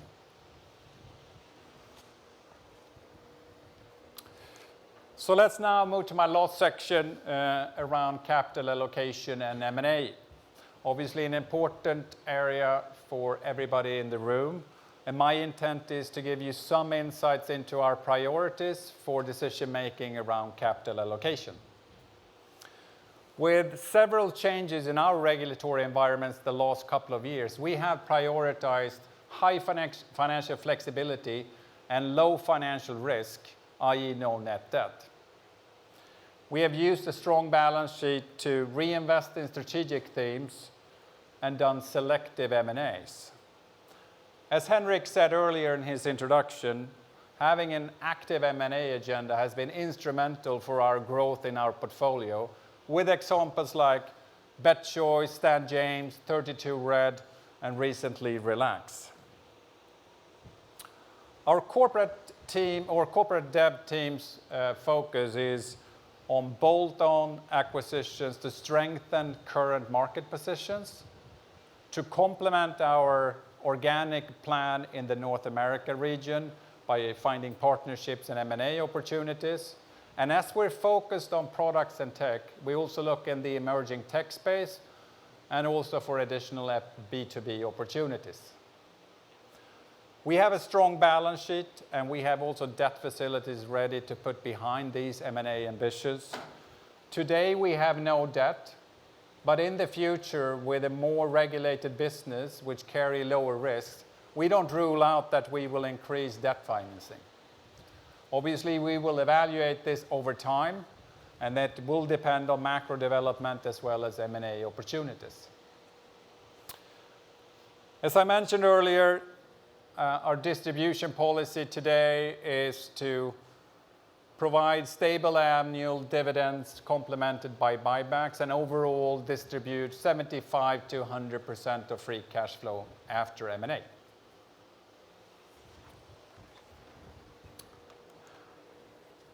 With this, let me try to bring it all together for you.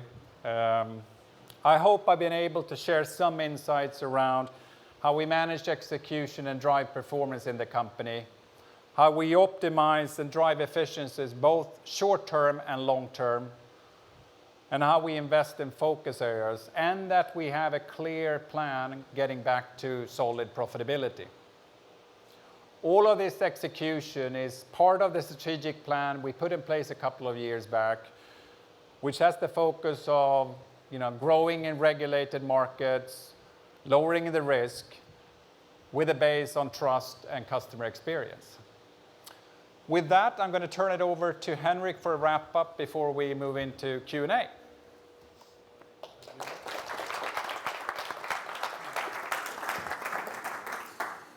Thank you very much, Johan. As you heard throughout the afternoon, we have plenty of opportunities, but also that we have done many of these things before. Of course, we have a clear focus to manage what we set out to do, but at the same time, as you also heard from Marcus and others in the team, we live in a flexible and constantly moving reality, which means that we have to be able to adapt faster as well. And no doubt, things will come up that we could not foresee. And even if that would lead to short-term challenges, we have proven many times that by working hard and adapting faster than others, we can really turn a challenge into a competitive advantage. That is what we have done historically, and we remain fully confident that we can and will do that again. I'm sure you enjoyed the presentation during the afternoon and have saved some energy for the final Q&A.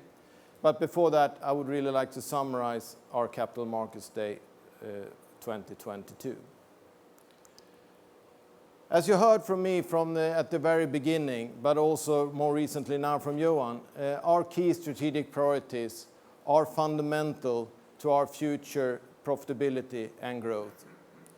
We have the right market portfolio and will continue to outgrow our markets. As you heard from Anijab, we have off to a flying start in the Netherlands, and we are well ahead of our own expectations and on the way to become the #1 operator. North America represents a fantastic opportunity for Kindred, and we're extremely confident in our approach of managed growth. Relax is a fast-growing business with a high margin and strong reputation as a market-leading B2B supplier. It offers terrific value.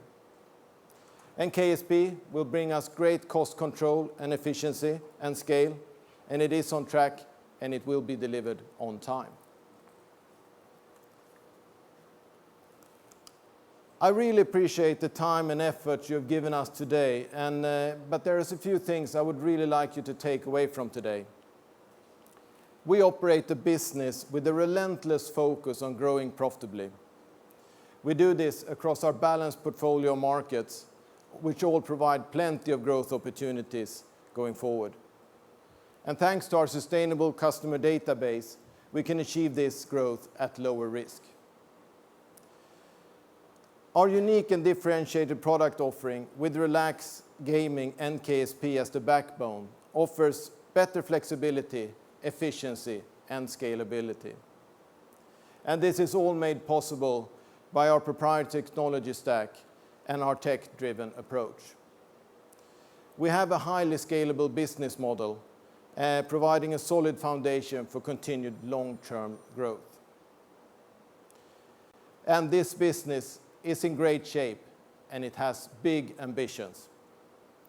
We worked hard over the recent years to ensure that today much of the foundations are already in place to deliver on our plans, and we have the right team to get the job done. That concludes the presentations of today. Thank you very much for your attention. Patrick is now going to come back on stage, and we're going to open up for the Q&A session. So thank you again very much for your patience and attention today. Thank you.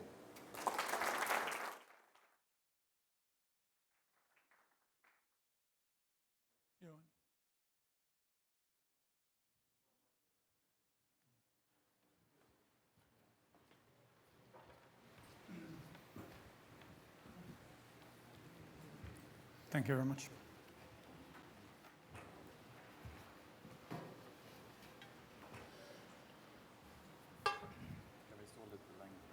Okay, we'll open up the Q&A here, and as a warm-up, I'm going to pick a couple of questions that we got online during the day, and after that, we'll just open up for questions from the audience.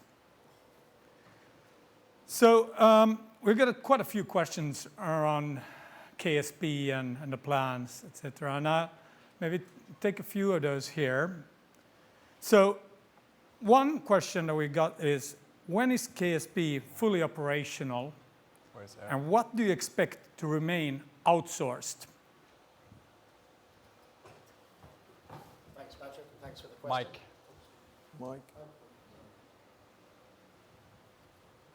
Thank you, Patrick, and thanks for the question. So as per the guidance we saw on my slides, we're expecting to be able to have a launch-ready product around year-end 2023. Thereafter, we have the rollout plan that I illustrated earlier, and during that time, we will be working in parallel to ensure that we develop it with the sort of extra local requirements that we need to, I suppose what we're asking, be fully ready. So if I was to talk about that position now, I would say it would be in parallel with the launching of our .local markets and at the end of that rollout period.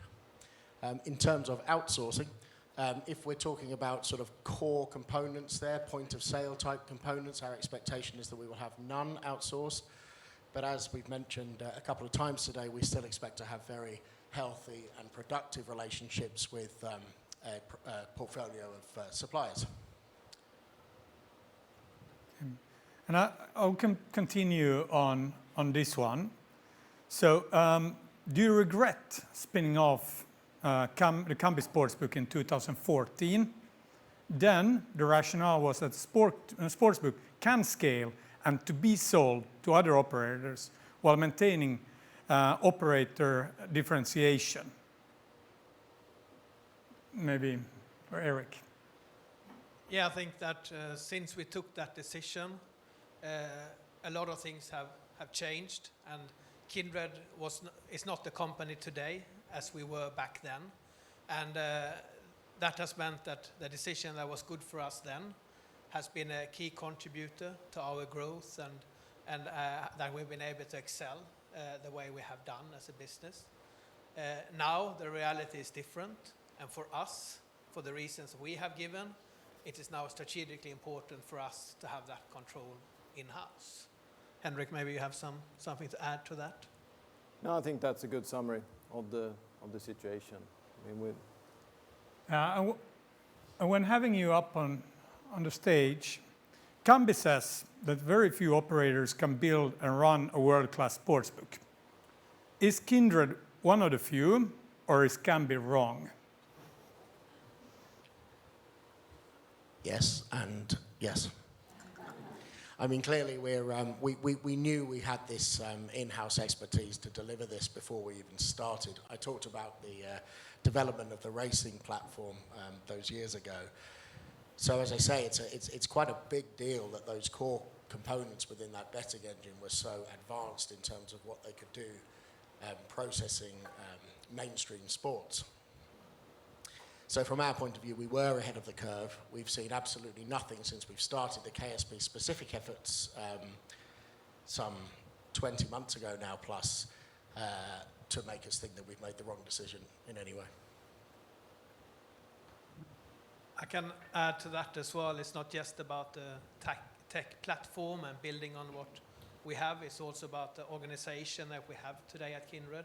We are not starting from scratch. We have trading operations in France, we have trading operations in Gibraltar and Australia, and we are building on that and synergizing that into our Kindred Sportsbook organization. So it's not just about platform, but also about that operations and organization around that we are not starting from scratch.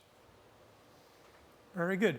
I think with that, we'll open up from the floor. Oscar. You have a mic there.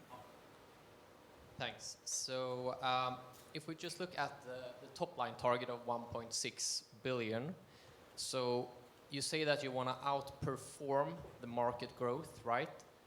And from 2021 to 2026, the markets in your core markets will grow 7% annually. So your revenue target implies annual growth of approximately 6%. And then you also are quite big in the Netherlands, of course, which should have a higher growth. So how do you derive or how did you arrive at the 1.6 billion in revenue target? Johan.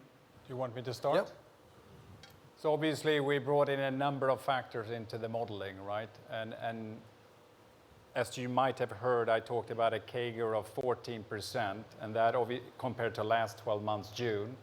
And that obviously is higher because of being out of the Dutch market, right? So when you exclude Netherlands, the growth is going to be somewhat lower than that, right?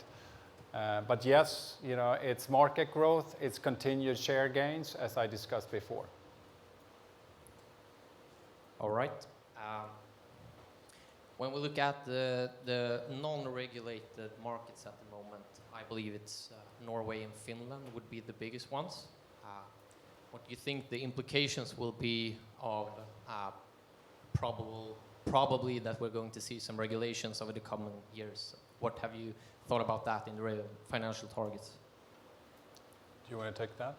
Yeah, I mean, Finland and Norway are both on the way to introduce a re-regulation. We're convinced about that, and they're at different stages of development. We believe Finland is ahead of Norway, and we heard only a couple of weeks ago that the Finnish monopoly was starting to talk about being in favor of a local re-regulation. And that's exactly what started in Denmark as well back in 2010, which led to the re-regulation in 2012. So that is a positive step in Finland, but it's still nothing that it's been concrete yet. And it normally takes at least around 2 years between actually a country deciding on something until they can implement it. So right now, when we're talking about this 3-year period, it is unlikely that Finland will come much before the end of that period anyway. But we see it as a positive step if and when they come. And Norway is probably 5 to 10 years away, I would say, based on experience and looking at the tonality of the discussion in the Norwegian market. But it's also trending in that direction. So that's positive developments. All right, so a follow-up. If Norway or Finland were to regulate, I assume that would be lower contribution margins and pressure your total margin slightly. Is that correct? It will, like similar to what we showed in 19 with Sweden and now recently with the Netherlands. It will be a short-term margin pressure coming from that. But given the size of those markets and also considering the size of the other markets at that time, we're confident that that will be a sort of a marginal impact on the overall group profitability. Okay. Next one, just on the platform side in the US, I think you mentioned that because you are live on third-party platforms in, for example, New Jersey and Pennsylvania, and that you have announced that you're going live with your proprietary platform, then they haven't really prioritized you, and that could maybe hampered your growth a bit. How do you think about the relationship with Kambi the upcoming years when they know that you are going to migrate? Yeah, the Kambi is separate to that one with the third-party platforms we're on in the US. And with those platforms, we have a good relationship with especially Pala, which we're on for the longer term as well. It's been more a challenge in New Jersey with the platform there, as we've highlighted at the Q1 presentation already last year. But when it comes to Kambi, we have, as you said, we have now extended the contract for the coming 5 years in February. And we have created space then for us and Kambi to work together and define what the partnership would look like beyond the current extension as well. So it's by no means ruled out that we will have an ongoing relationship. On the contrary, we hope that we will have, but it's yet to be defined on what that's going to be. And in the meantime, we have very professional and extremely good cooperation with Kambi on a day-to-day basis to run our operations in sports today, of which Kambi is still our largest supplier and a highly valuable partner for us. So we see that as a process that's starting now, really. Okay. Just a small question. You said, Johan, that the investments will be peaking in 2023 for KSP. Is that on absolute levels? I said that the total cost for our sports betting business will peak. That's investments and all other costs related to that business. Then they will start to level off and decline from 24 and going forward. Okay, so that means investments into KSP and other related costs to the sports betting business. Totality. Yeah. Thanks. Okay.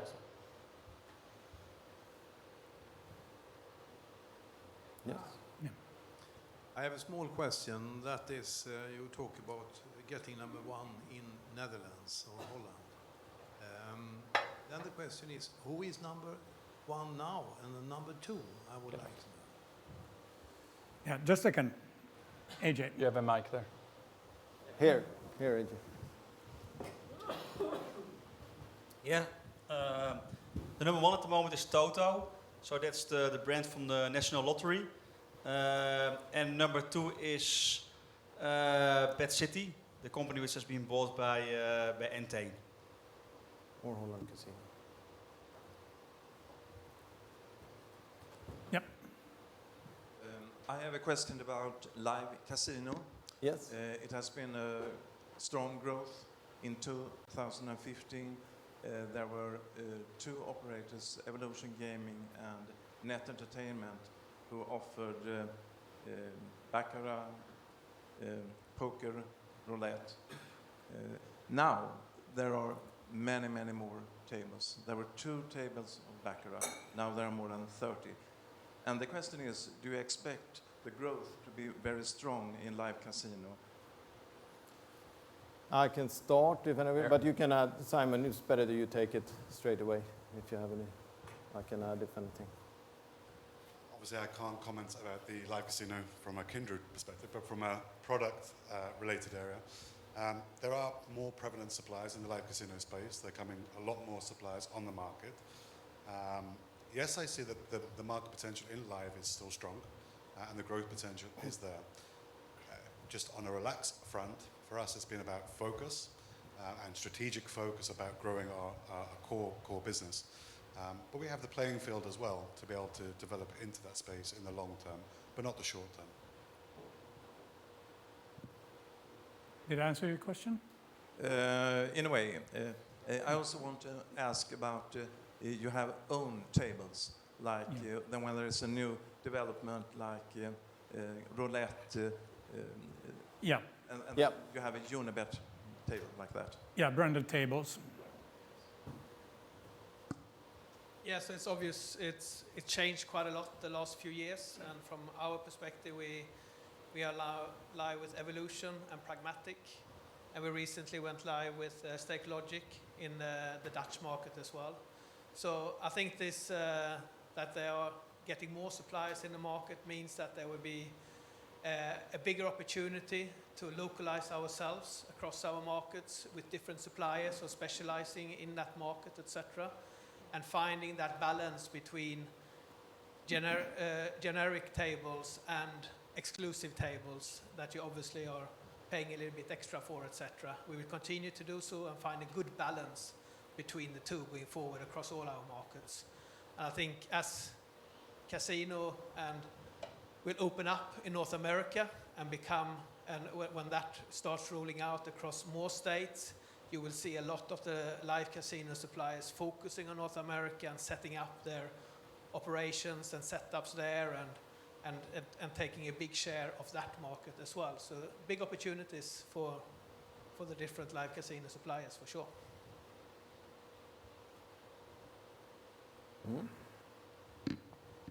Thank you.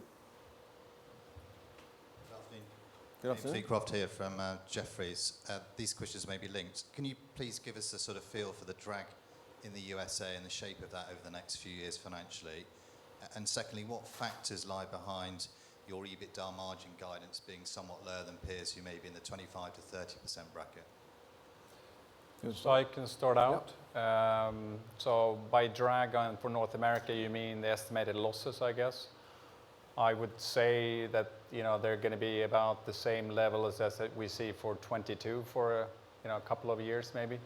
That would be my current estimate. So they're not going to increase materially. And the second question was? Compared to your guidance of sort of 2025 is EBITDA margins of around 20%.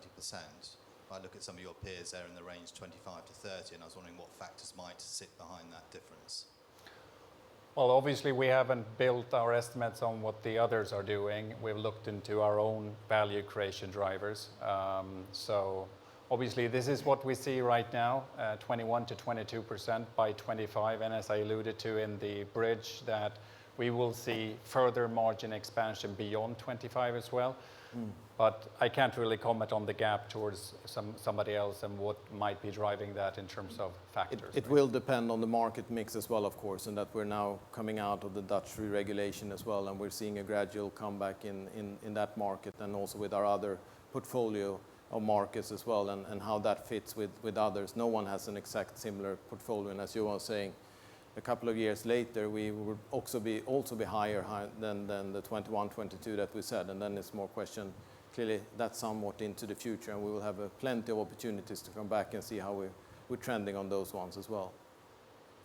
And I think it's also fair to say regarding the US that we're sort of planning to roll out in more states as well, but we gradually expect the states that we're present in now to move towards a sort of a positive contribution as well. And then, of course, it's going to be a conscious decision from our side as well, how much we focus on growth and actual profitability. And that will be defining also the break-even point for us. But as long as we see a rollout of our platform, and if we see good traction, which we're expecting, then we can be minded of investing more to see a long-term opportunity. Right now, we've really been focusing in the US about investing enough to not undermine the long-term opportunity, but not overinvest to waste too much money here and now. And we're trying to invest in tandem with our offering and brand as well to make sure that we don't that we optimize the thing to again focus on profitable growth or minimizing the investment contribution.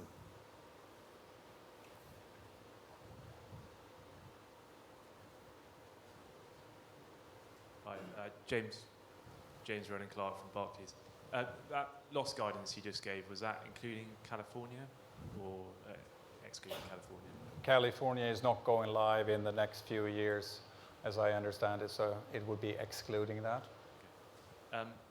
Then sort of linked to that, you've talked a lot about how you'd like to see markets become a bit more rational before you look to sort of step on investment to grow your share. Could you talk about the metrics that you look at in a market for the right timing for investment from your side? Niels is coming up. Yeah, thank you. We look at a few different things, of course, in terms of what makes sense for us.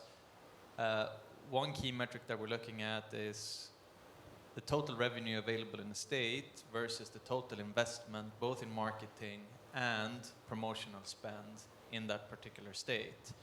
So as we see that relationship starting to become more sane, I would say, compared to what we've seen in some of the markets, that would be one trigger for us. Another trigger would, of course, be our underlying unit economics within that state or that province. If we see that we have good unit economics, we start increasing our investments to ensure that we can keep on that track. Those would be the main two things that we look at. Final one, please. M&A is clearly a high priority of yours. Can you talk about, I guess, the size of M&A that you're willing to do? You know, maybe some leverage targets around that, and whether you prioritize sports betting over gaming. You want to go on that? Yeah, I can do that. Yeah, so we haven't prioritized size in that sense, but it's obviously clear that we rather do a little bit larger than just smaller, because that will take a smaller would take a proportionally amount of time and resources. And then I'm not talking about transformational. It's more of the bolt-ons that Johan was alluding to. Johan also mentioned in his slide that we are looking at more of the technology and B2B related assets. Those can obviously be on the smaller side as well.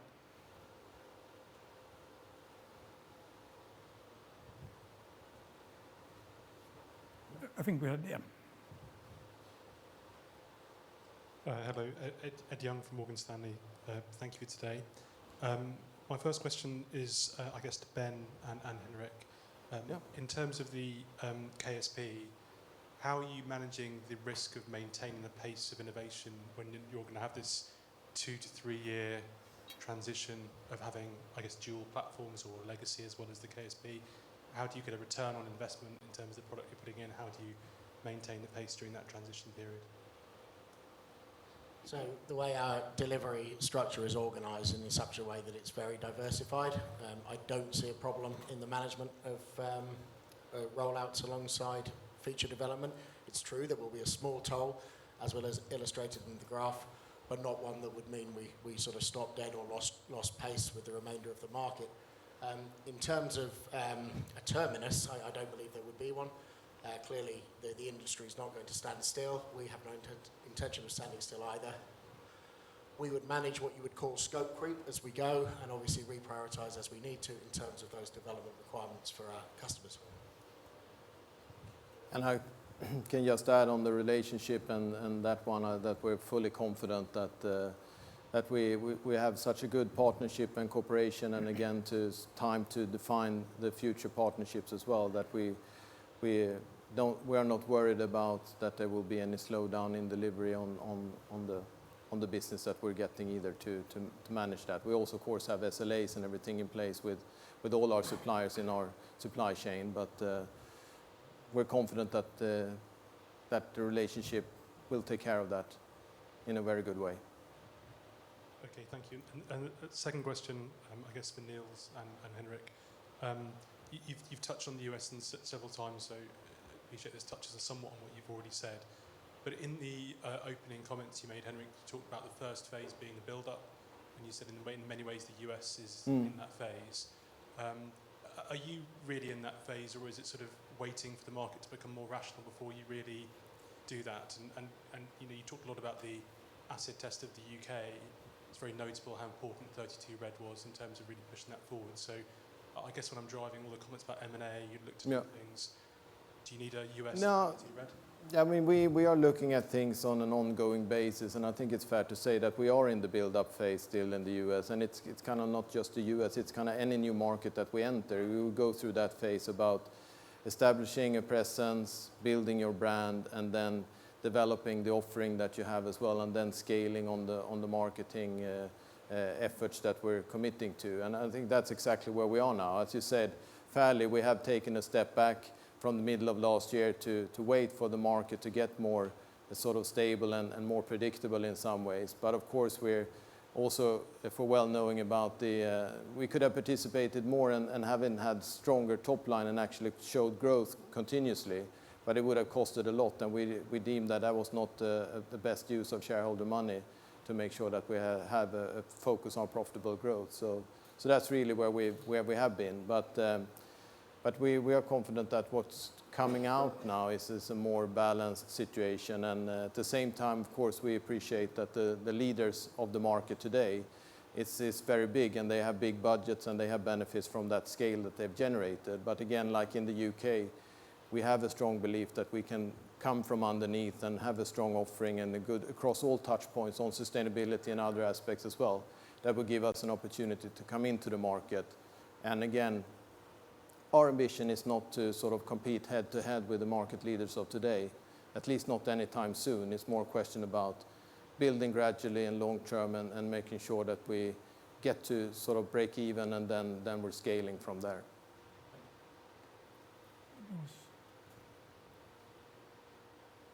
I can take a question then from the web here in between. So the route to the 21 to 22% underlying EBITDA margin in 2025, will it be a gradual increase in 2022 to 25, or back-end loaded hockey stick? Good question. I would characterize it as it's going to be gradual but not linear. Remember what I talked about earlier, that our investment in this in-house sportsbook will peak next year. And then if you couple that also with what I talked about accelerated affordability measures that will bring down top line, obviously having a full year impact. Those are measures that will, impact 23 to some extent. So it's not going to be linear towards the target. Yeah. But we're expecting strong contribution from the Netherlands already next year as well. That will help offset that to some extent. Yeah. Sorry. Yeah, please go ahead. So one of the speculated outcomes of the white paper is potentially a £2 staking limit on online slots. Have you guys put out a number or quantified what the potential impact would be for you, or how much of NGR EBITDA right now is coming from stakes over £2 in the UK? Yeah, we haven't given any numbers on that, but Neil, perhaps you can give a little bit of flavor on this question. For sure. So I think I mentioned in the fireside chat section, I think it's really important to consider that slot stake limits and affordability spend limits are not independent of each other, and the financial impacts are not going to be discrete and built on top as well. So we have lowered the slot stake limits of our slots portfolio in the UK, and at the same time we've introduced spend limits for every customer, and those spend limits are on a monthly basis and on a total spend within a year. And so the speculation, I think, around £2 misses that dynamic element of the link towards affordability. And I think it's pretty clear and very well understood that in the context of affordability being tailored to an individual based on their profile, based on their financial situation, blanket limits for slots represent a very big challenge then to the success of that in a regulated environment. So I think it will be more dynamic, and like I say, please keep in mind that the two things need to be judged together in isolation.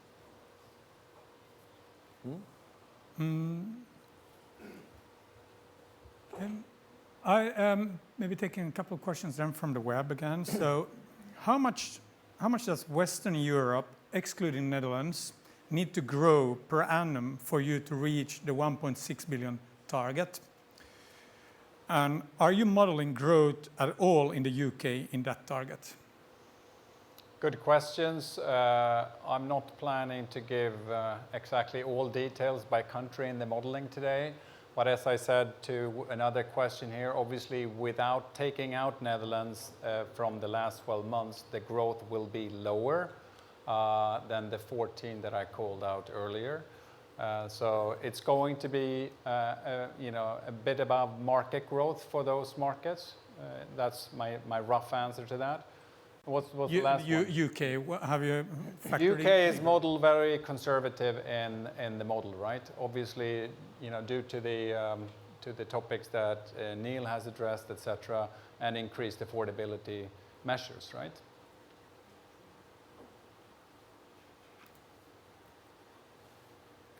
There was a question over here, yeah. We have that.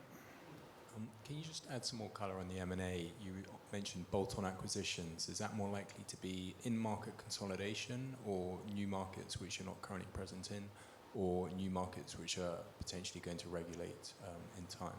And then could you also add some more colour on the B2B side of things, which you mentioned as well? Who wants to? Yeah, I can start. I mean, we're looking broadly at M&A, and we have, through Patrick and his team, we have built a portfolio of potential targets that are at different stages and different attractiveness for us that we constantly evaluate. And of course, as one of the larger operators, we also get to know the items that is sort of bounced around in the market as well, or coming up for sale. So that's an ongoing process that we have as well. And for us, historically, we have done sort of both things in a sense. We have bought businesses to strengthen our position in our existing markets, like for example the Bet24 one in Denmark, where we just took the database and migrated it onto the Unibet brand, for well knowing that we had a superior offering and experience for the customers. And at the same time, in other cases like BetChoice in Australia, we bought into a new market.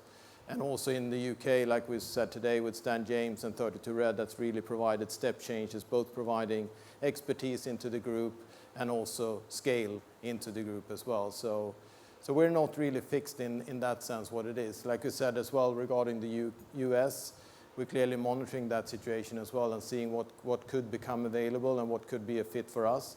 And of course, how we could see a strategic value from things like that, like similar to the UK then that we've done. Within B2B, of course, it could be both for like what we did with Relax acquisition to strengthen our CX and product offering, and at the same time getting a high margin business into the group that will help to fund our transformation as well in our locally regulated market. So we're open-minded and looking across what the opportunities both we identify ourselves and now together with Relax as well, what could strengthen them if anything, but also for us at Kindred.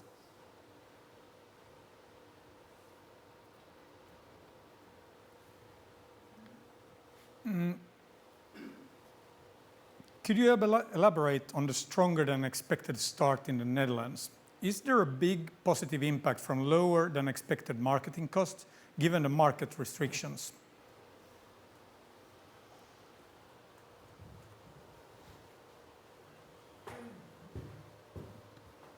Yes, thanks Patrick. No, definitely. So the advertising restrictions were not planned when the regulation started. So as the 1st of July there was self-regulation. That the TV spots there, they changed from after 9 o'clock to after 10 o'clock, and out of home was not allowed anymore. So there was a clear level playing field, and we couldn't advertise as much as we planned. So that really reduced our marketing spend significantly. That's right. Yeah. But we've also grown our top line faster than expected as well. Yeah. And we've got a higher intake of customers that also helped to fund the top line. So we're actually exceeding on top line, and we don't have to spend as much on marketing, which of course is double positive. No, it's right. So I said we clearly exceeded our expectations, and then we reduced marketing spend. So I said, yeah, we're not the number 1 and number 2 yet, but it was for the time being. So yeah, we're coming there pretty soon. And we are yet to email our historical database as well. Right. Yeah. So we still can get in touch with our old database. Yeah. We right. still haven't done that either. Yeah. Thanks, Jenny. Okay. Then we have a question for Neil in the UK here. Do you have a view on how the new UK government's attitude may be different for operators?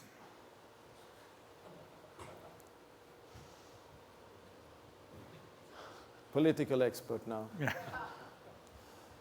So I think that the new government is obviously very new. They have a lot on their plate at present. But they've also, the leadership contest showed some pretty clear principles and beliefs for each of the candidates.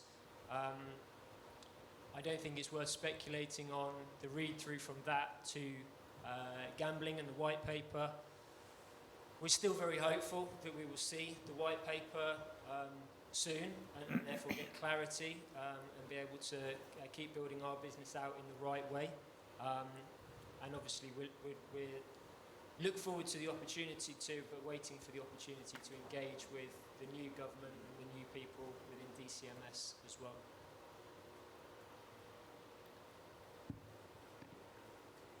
We have a regulatory question next. So what is happening in Norway? Have the regulatory fines started? And what are you going to do about them? Okay, thank you, Patrick. My name is Johan. I'm the Chief Legal and Compliance Officer for the group. I've been with the group since 2006, so I've seen the industry evolve over those plus 15 years from .com to .local, and as Henrik just mentioned, kind of Norway and Finland, they are a bit in the tail of that process. For us, the situation in Norway is very comparable, where, for instance, Germany or the Netherlands were pre-regulation.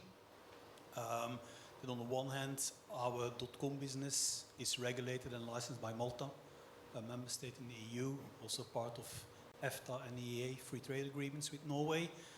On the other hand, and as you will know, we have a long-standing dispute with the Norwegian Gaming Authority, which is ongoing for, I think, since 2016. In June of this year, that led to a first district court judgment against Kindred. So the gaming regulator won, so to say, that first round. We have appealed that decision 2 weeks ago, so it's an ongoing legal process. I think there was a question about penalties, so just to technically clarify, at present, today, there are no penalties incurred at the moment. Again, there's an appeal pending. The legal process is ongoing, so we need to manage that as we have done in other markets in the past. And then, don't want to get too legally now, but I think a bit of a step back is kind of Norway is part of an international free trade agreement with the EU, with Malta. So that gives us as providers the fundamental right to provide our services across borders, but also for Norwegian citizens to purchase them across borders. And then again, as in any other digital economy, you know, the better offer is just one click away. So the question really for Norway is that how are you going to introduce and regulate that in an efficient manner? At the core of the legal debate is the question, does Norway have a transparent and non-discriminatory license process, in absence of which a historical monopoly, which goes back decades, if not centuries, cannot be enforced? That's the crux of the legal debate which is going on.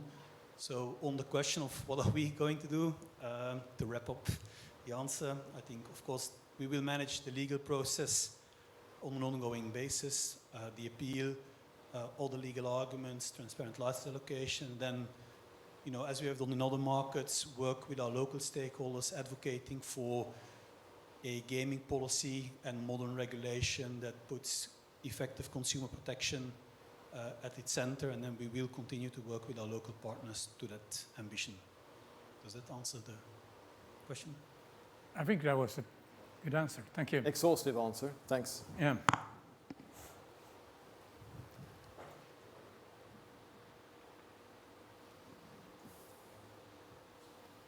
Sorry, another question on the tech stack. I'm just trying to better understand what exactly you ultimately will fully insource, because clients of Kambi who have since left still ultimately outsource, say, 30 to 40% of their volumes.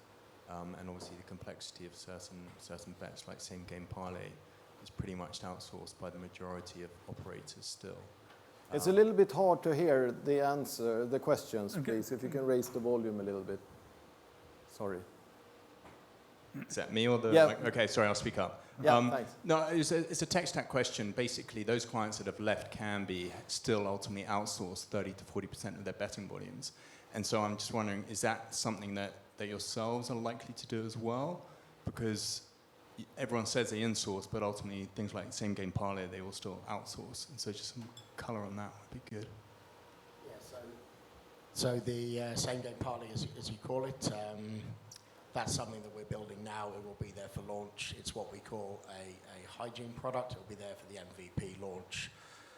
We see those point of sale components, so things where those transactions are made, so you could consider cash out the same. Obviously, the bet slip, things like that are fundamental to the sort of structure of the whole platform. They interact with the trading interface and so on. So they're very much part of the plan to be there on day one.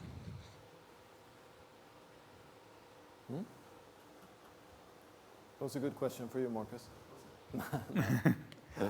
Actually, while you're on stage, Ben, and we can probably take it because it's a fairly easy one, but there's one additional one on KSP.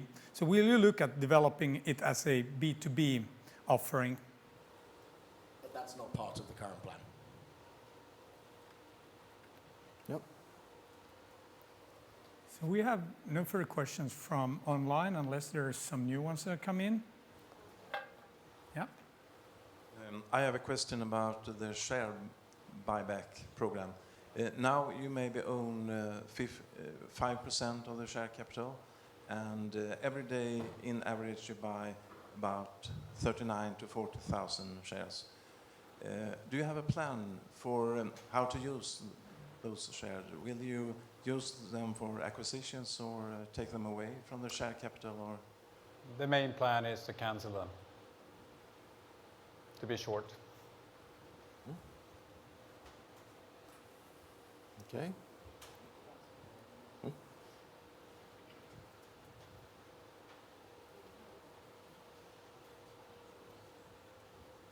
Yeah, Oscar.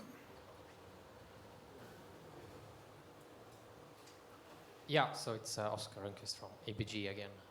Just had one more question on the KSP, more detailed one maybe.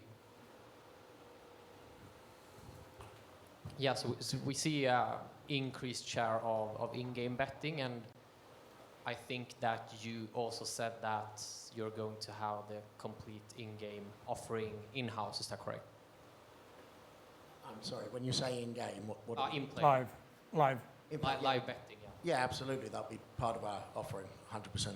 Yeah, so that obviously requires a lot of traders, right? Could you say what your ultimate plan is? How many traders do you think that you'll need to have? So we have the luxury of being able to build towards this ideal number. As we do that, we're able to do that alongside the plans around automation, using smart technology to be able to empower and assist. So, for example, when you look at some of the older, large operators that have been going for so many years, they have traders, hundreds and hundreds of traders. We have no intention of getting anywhere near that number. I mean, we've already said that our plans for the entire sportsbook shouldn't really number any more than 400, and that will include the technical support. Obviously, a big number of the operational side will be traders and risk management, but it's not going to be on the scale that you've seen historically. We are very confident in our technical ability. Okay, so 400 in a couple of years, gradually increasing. Yeah, we'll be from an operational point of view, we want to be up and running for the time that we sort of start that rollout into those .com markets, because we think that we'll be able to do that very quickly.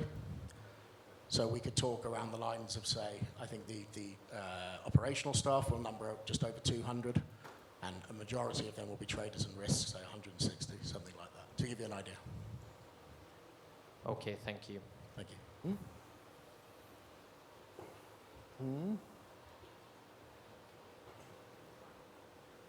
Wrapping up. I think we can wrap up. No further questions. So thank you very much for your participation today. It's been a long afternoon with a lot of new information and in a hot room. Yeah. And we will continue the discussions in the bar, and I hope to see as many as possible of you over there. So thank you once again. Thank you very much.